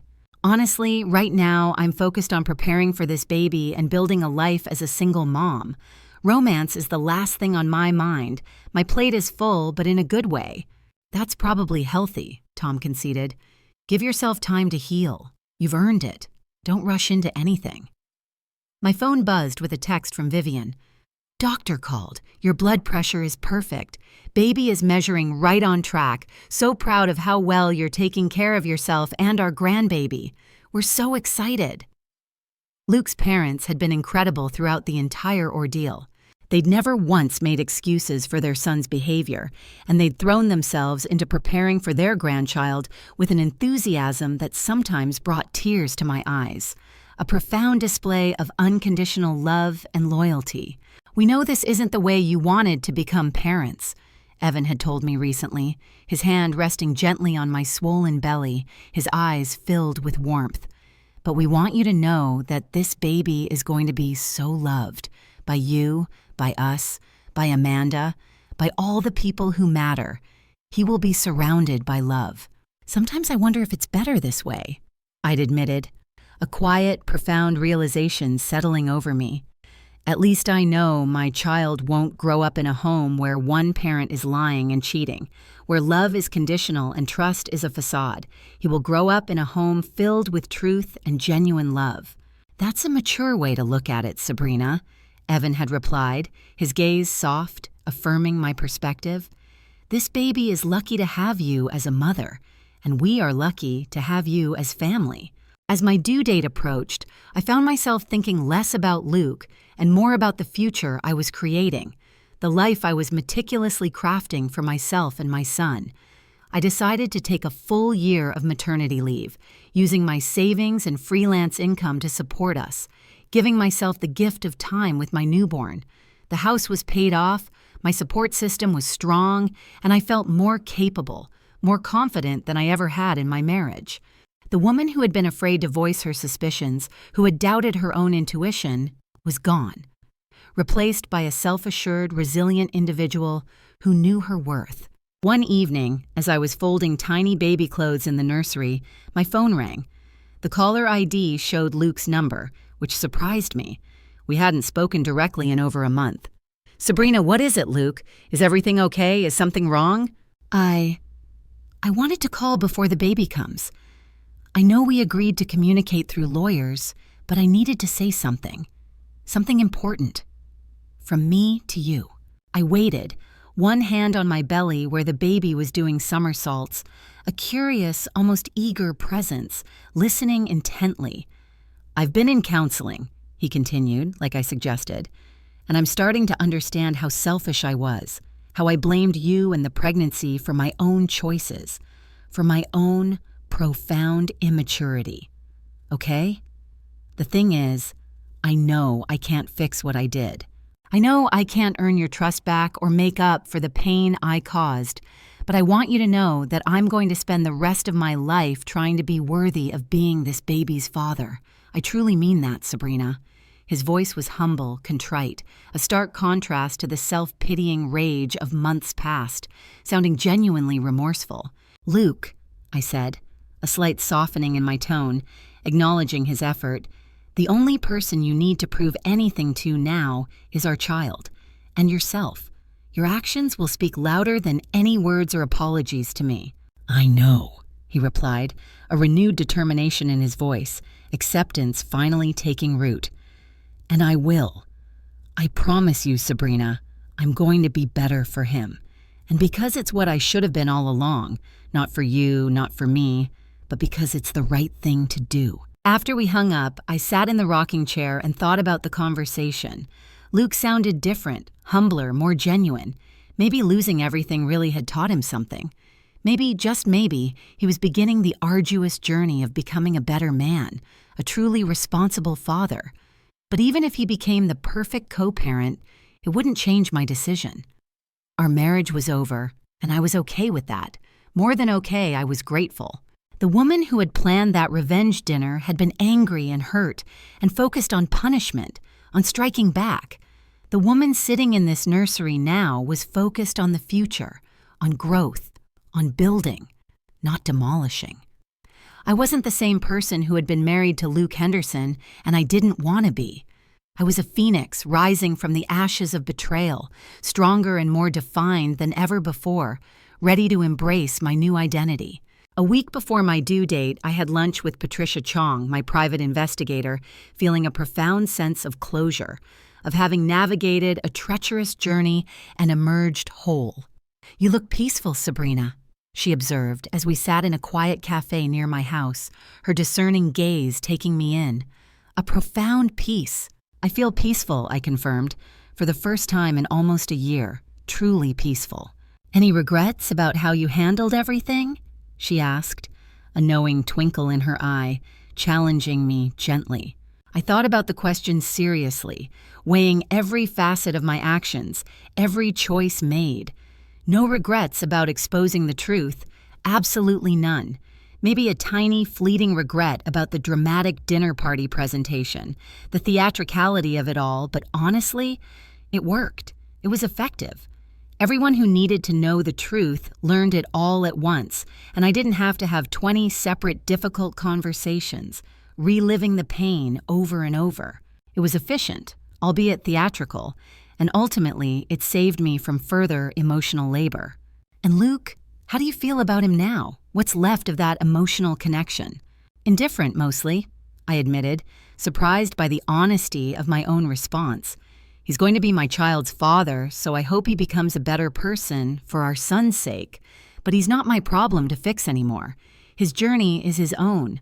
I'm no longer responsible for his emotional development or his moral compass." "That's a healthy attitude, Sabrina," Patricia nodded approvingly, affirming my growth. "It's a sign of true healing." "Patricia, can I ask you something?" "Of course. In all the cheating spouse cases you've handled, do any of the marriages actually survive? Do people truly recover from such deep betrayals?" The question held a universal curiosity, a deeper inquiry into human nature. "Some do," she replied thoughtfully.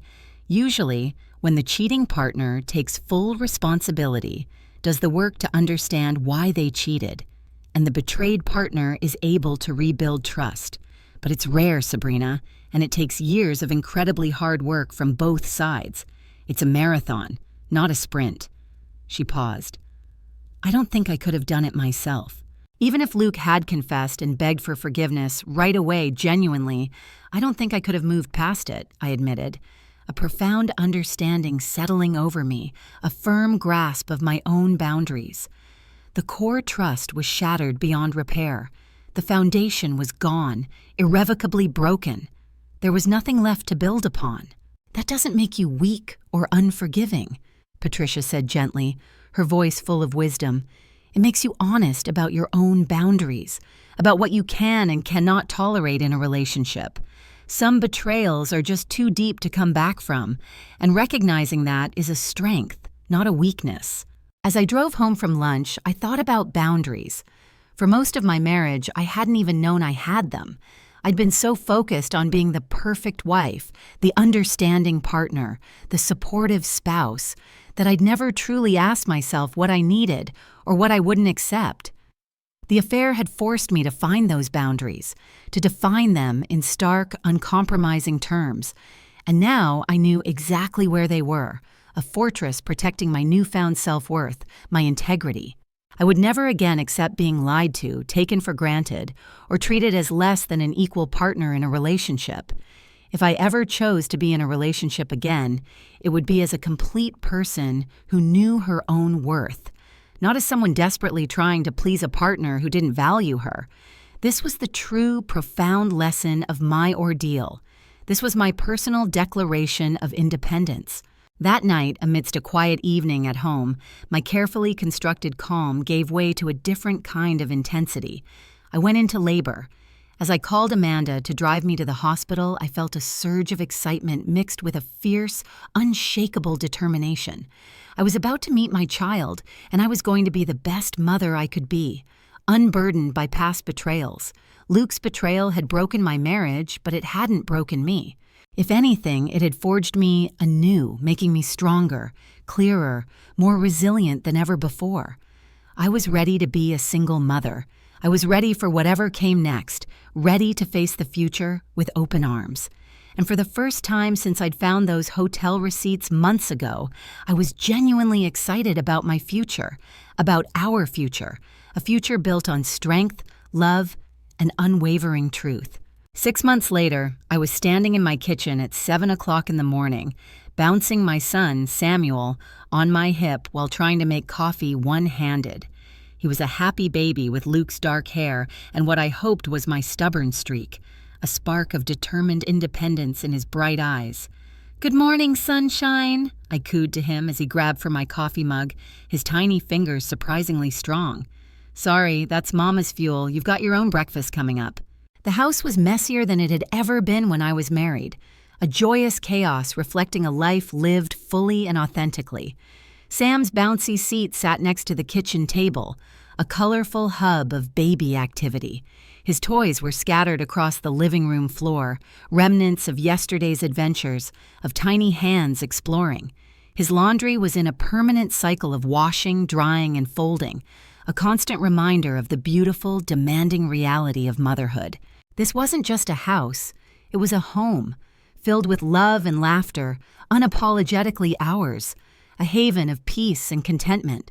I'd returned to work part-time when Sam was 4 months old, taking on freelance UX design projects that I could do from home while he napped.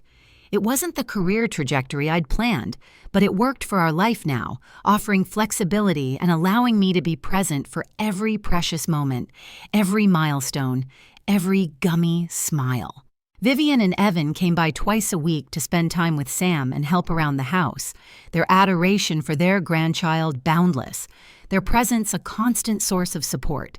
They'd never once made me feel like I was keeping their grandchild from them, even though Luke's visitation was still supervised and infrequent, a sad consequence of his past actions. "He looks more like you every day," Vivian had said during her last visit, holding Sam while he babbled at her, his little hands reaching for her glasses. "He's got your curious eyes and your determined little chin.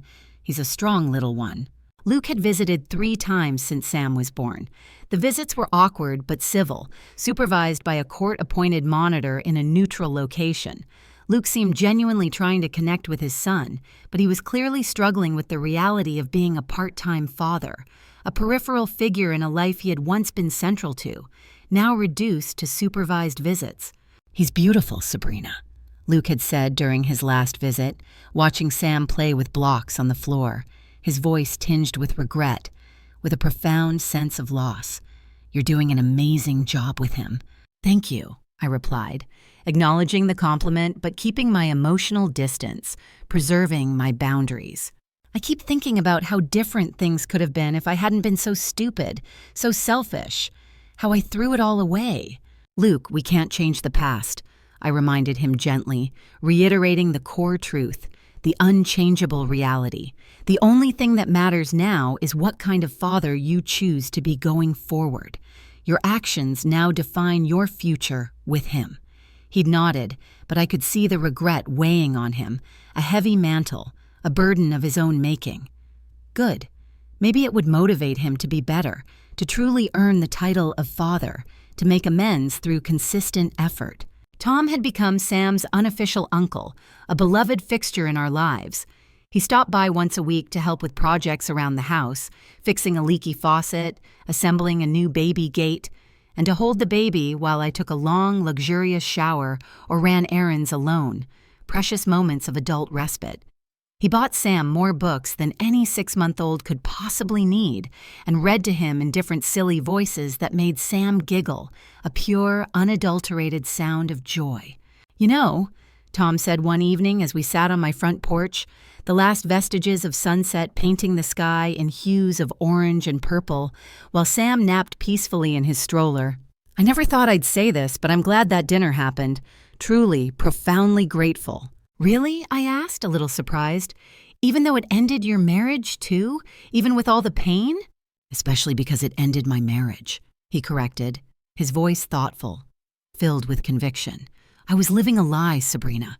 Rebecca was cheating on me with multiple people, stealing from our joint accounts to fund her affairs, making me look like an idiot to everyone who knew the truth. At least now I know who I really married. It was a painful truth, but it was truth. And that is invaluable. You gave me that gift." Now, Tom had thrown himself into his teaching and his hobbies since the divorce. He'd started a weekend program teaching underprivileged kids about gardening and seemed happier, more fulfilled than I'd ever seen him, a man finding his true purpose outside of a deceptive marriage. "Do you ever miss her, the person you thought she was?" "Sometimes," he admitted, gazing out at the quiet street, a wistful look in his eyes. "But then I remember that the person I thought she was never really existed. She was playing a role, just like she was playing a role with Luke and all those other men. The illusion was shattered, and what was left was nothing, just an empty space. So no, I don't miss her. I miss the idea of her." "What about you, Sabrina?" he asked, turning to me. "Any thoughts about dating again? You're thriving, you deserve happiness." It was a question people had started asking more frequently now that Sam was getting older, and I seemed to have my life together, visibly thriving. "Honestly," I replied, "I can't imagine trusting someone enough to let them into our life right now. Sam and I have such a good rhythm, a perfect little unit, and I'm not sure I want to disrupt that. I'm protective of this peace we've built." "That makes sense," he said, nodding. "But maybe someday. You're still young, still vibrant." "Maybe someday," I mused, a faint smile on my lips, allowing myself a sliver of future possibility. If I meet someone who adds value to our life instead of complicating it, someone who loves Sam as much as he loves me, someone who proves over time that he's trustworthy, transparent, and genuinely good, someone who values honesty above all else. "Those are pretty high standards," Tom observed, a playful glint in his eye. "After Luke, they should be," I said, a quiet, resolute conviction in my voice. That weekend, Amanda came over to babysit so I could go to a new parent support group that met at the community center. I'd been hesitant to join support groups, felt too much like admitting I needed help. But my pediatrician had recommended it as a way to meet other parents and get out of the house, to break the beautiful but sometimes isolating bubble of new motherhood. The group was smaller than I'd expected. 6 women and 2 men, all with babies between 3 and 18 months old.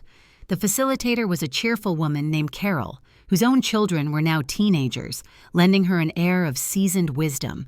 "Today we're talking about building community as single parents," Carol announced, her voice warm and inviting. "It can feel isolating raising children without a partner, but you're not alone. We're here for each other, to share burdens and triumphs." As we went around the circle sharing our stories, I was struck by how different everyone's circumstances were, yet how universal the emotions of parenthood and loss remained. Jennifer was a widow whose husband had died in a car accident when their daughter was 2 months old. Marcus was a single father, raising his son after his ex-wife decided she wasn't ready for motherhood and simply left, abandoning them. Elena had used a sperm donor to have her baby after deciding she didn't want to wait for the right relationship, determined to embrace motherhood on her own terms, fiercely independent. When it was my turn, I gave a brief, distilled version of my story. Divorced after my ex-husband had an affair during my pregnancy. It was a painful and public revelation. The hardest part, I admitted, letting my guard down slightly, is that I feel like I should be sadder about my marriage ending, but mostly, I just feel free, liberated, a profound sense of relief. That's completely normal, Carol assured me, her eyes compassionate. Not all relationships should be mourned, especially ones that involved betrayal or disrespect. You're allowed to be happy about being single. You're allowed to feel free when a burden is lifted, when a toxic situation is finally removed from your life. Her words were a validation, a powerful permission to embrace my own feelings, to let go of the societal expectation of grief for something that was, in essence, a profound loss. After the meeting, I found myself walking to the parking lot with Marcus, the single father I had seen in the group. "Your story really resonated with me," he said, his voice thoughtful.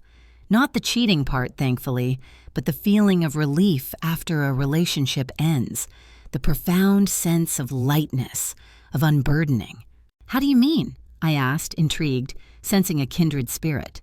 "My ex decided she wasn't ready to be a mom when our son was 6 weeks old," he explained, a shadow passing over his kind eyes. "Just packed up and left. For a while, I felt like a failure, like I should have been able to make her want to stay. But after a few months, I realized that Caleb and I were better off without someone who didn't want to be there. We were freer, happier, more at peace, building our own life together." Marcus was tall and lean, with kind eyes and an easy smile. He worked as a nurse at the Children's Hospital, which explained his comfort level with babies and his obvious, unwavering devotion to his son. "How old is Caleb now?" I asked. 14 months, walking and getting into everything. A little whirlwind. "What about Sam?" 6 months, still in the stage where I can put him down somewhere and expect him to stay in that general area, enjoying the calm before the storm. "Enjoy that while it lasts," Marcus laughed, a genuine hearty sound. "Once they're mobile, it's a whole different game, a glorious, chaotic game." We talked for another few minutes about teething and sleep schedules and the challenging acrobatics of grocery shopping with babies before saying goodbye. A comfortable ease settling between us, a shared understanding of the beautiful madness of parenthood. Driving home, I found myself thinking about Marcus. He seemed like a genuinely good person, devoted to his son and comfortable with himself. But the thought of dating, even someone as seemingly nice as Marcus, still felt overwhelming, a distant landscape I wasn't ready to explore. I wasn't ready. Maybe I wouldn't be ready for a long time, and that was okay. Healing wasn't a race, and I had a whole beautiful life to live, on my own terms, a life I was actively building. When I got home, Sam was napping peacefully in Amanda's arms while she watched a movie, the soft glow of the screen illuminating her thoughtful expression. "How was the group?" she whispered, turning to me. "Good. Normal people with normal problems. It was nice to feel like part of a community, to know I wasn't alone in this journey." "Meet anyone interesting?" she teased, a mischievous glint in her eye, always the matchmaker. "Amanda," I said, a playful exasperation in my voice, "I was there to talk about parenting challenges, not to find a date. That's hardly my priority right now." "I'm just saying," she shrugged, "you've been in mom mode for 6 months straight. It might be good for you to remember that you're also a woman who deserves companionship beyond just family and friends, a woman with her own desires." "I have companionship," I argued playfully. "I have you and Tom and Luke's parents, and now maybe some new friends from the group. That's plenty for me." "That's not the same thing," she countered gently, as having someone who's building a life with you, a partner, a romantic connection. After Amanda left, I sat in the nursery rocking chair with Sam nestled in my arms, thinking about what she'd said. Did I want someone to build a life with, or was I content with the life I'd built for myself and my son? Looking at Sam's peaceful face as he slept, his tiny chest rising and falling rhythmically, I realized that I was genuinely happy for the first time in years. Not just content, not just getting by, but actually truly happy. Luke's affair had destroyed my marriage, yes, but it had also freed me from a relationship that wasn't really working, a marriage built on a foundation of unspoken expectations and unacknowledged unhappiness. I'd been so focused on being the perfect wife that I'd lost track of who I was as an individual, submerged my own identity in his. Now I knew exactly who I was. I was Sam's mother, a successful freelance designer, a homeowner, a woman with strong boundaries and clear priorities. I was someone who could plan and execute a perfect revenge dinner when necessary, but who could also choose forgiveness and moving forward when it served her better, when it served us better. If someday I met someone who wanted to join the life Sam and I had created, someone who proved over time that they were trustworthy and loving and committed, someone who added genuine value without complication, then maybe I'd consider it. But I wasn't waiting around for that to happen. I wasn't incomplete without a partner. I was whole, exactly as I was, a testament to resilience, to self-discovery, to the profound strength that lies within. My happiness was not contingent on another person. Sam stirred in my arms and opened his eyes, giving me one of his gummy smiles that never failed to make my heart melt. "What do you think, baby boy?" I whispered to him, kissing his soft cheek. "Are we doing okay? Just the two of us? Is this enough?" He reached up and grabbed my finger with his tiny hand, holding on tight, his grip surprisingly strong, a silent affirmation. That felt like a resounding yes to me. Outside, it was getting dark, and I could hear the familiar sounds of families in other houses. Parents calling children in for dinner, dogs barking, cars pulling into driveways. I was part of a community now, a broader human tapestry, but I was also perfectly content in my own little family of two. Luke had thought I was too focused on pregnancy to notice anything else, too consumed by nesting to see his deceit. He'd been wrong about that. But he'd been right that I was focused on building a family.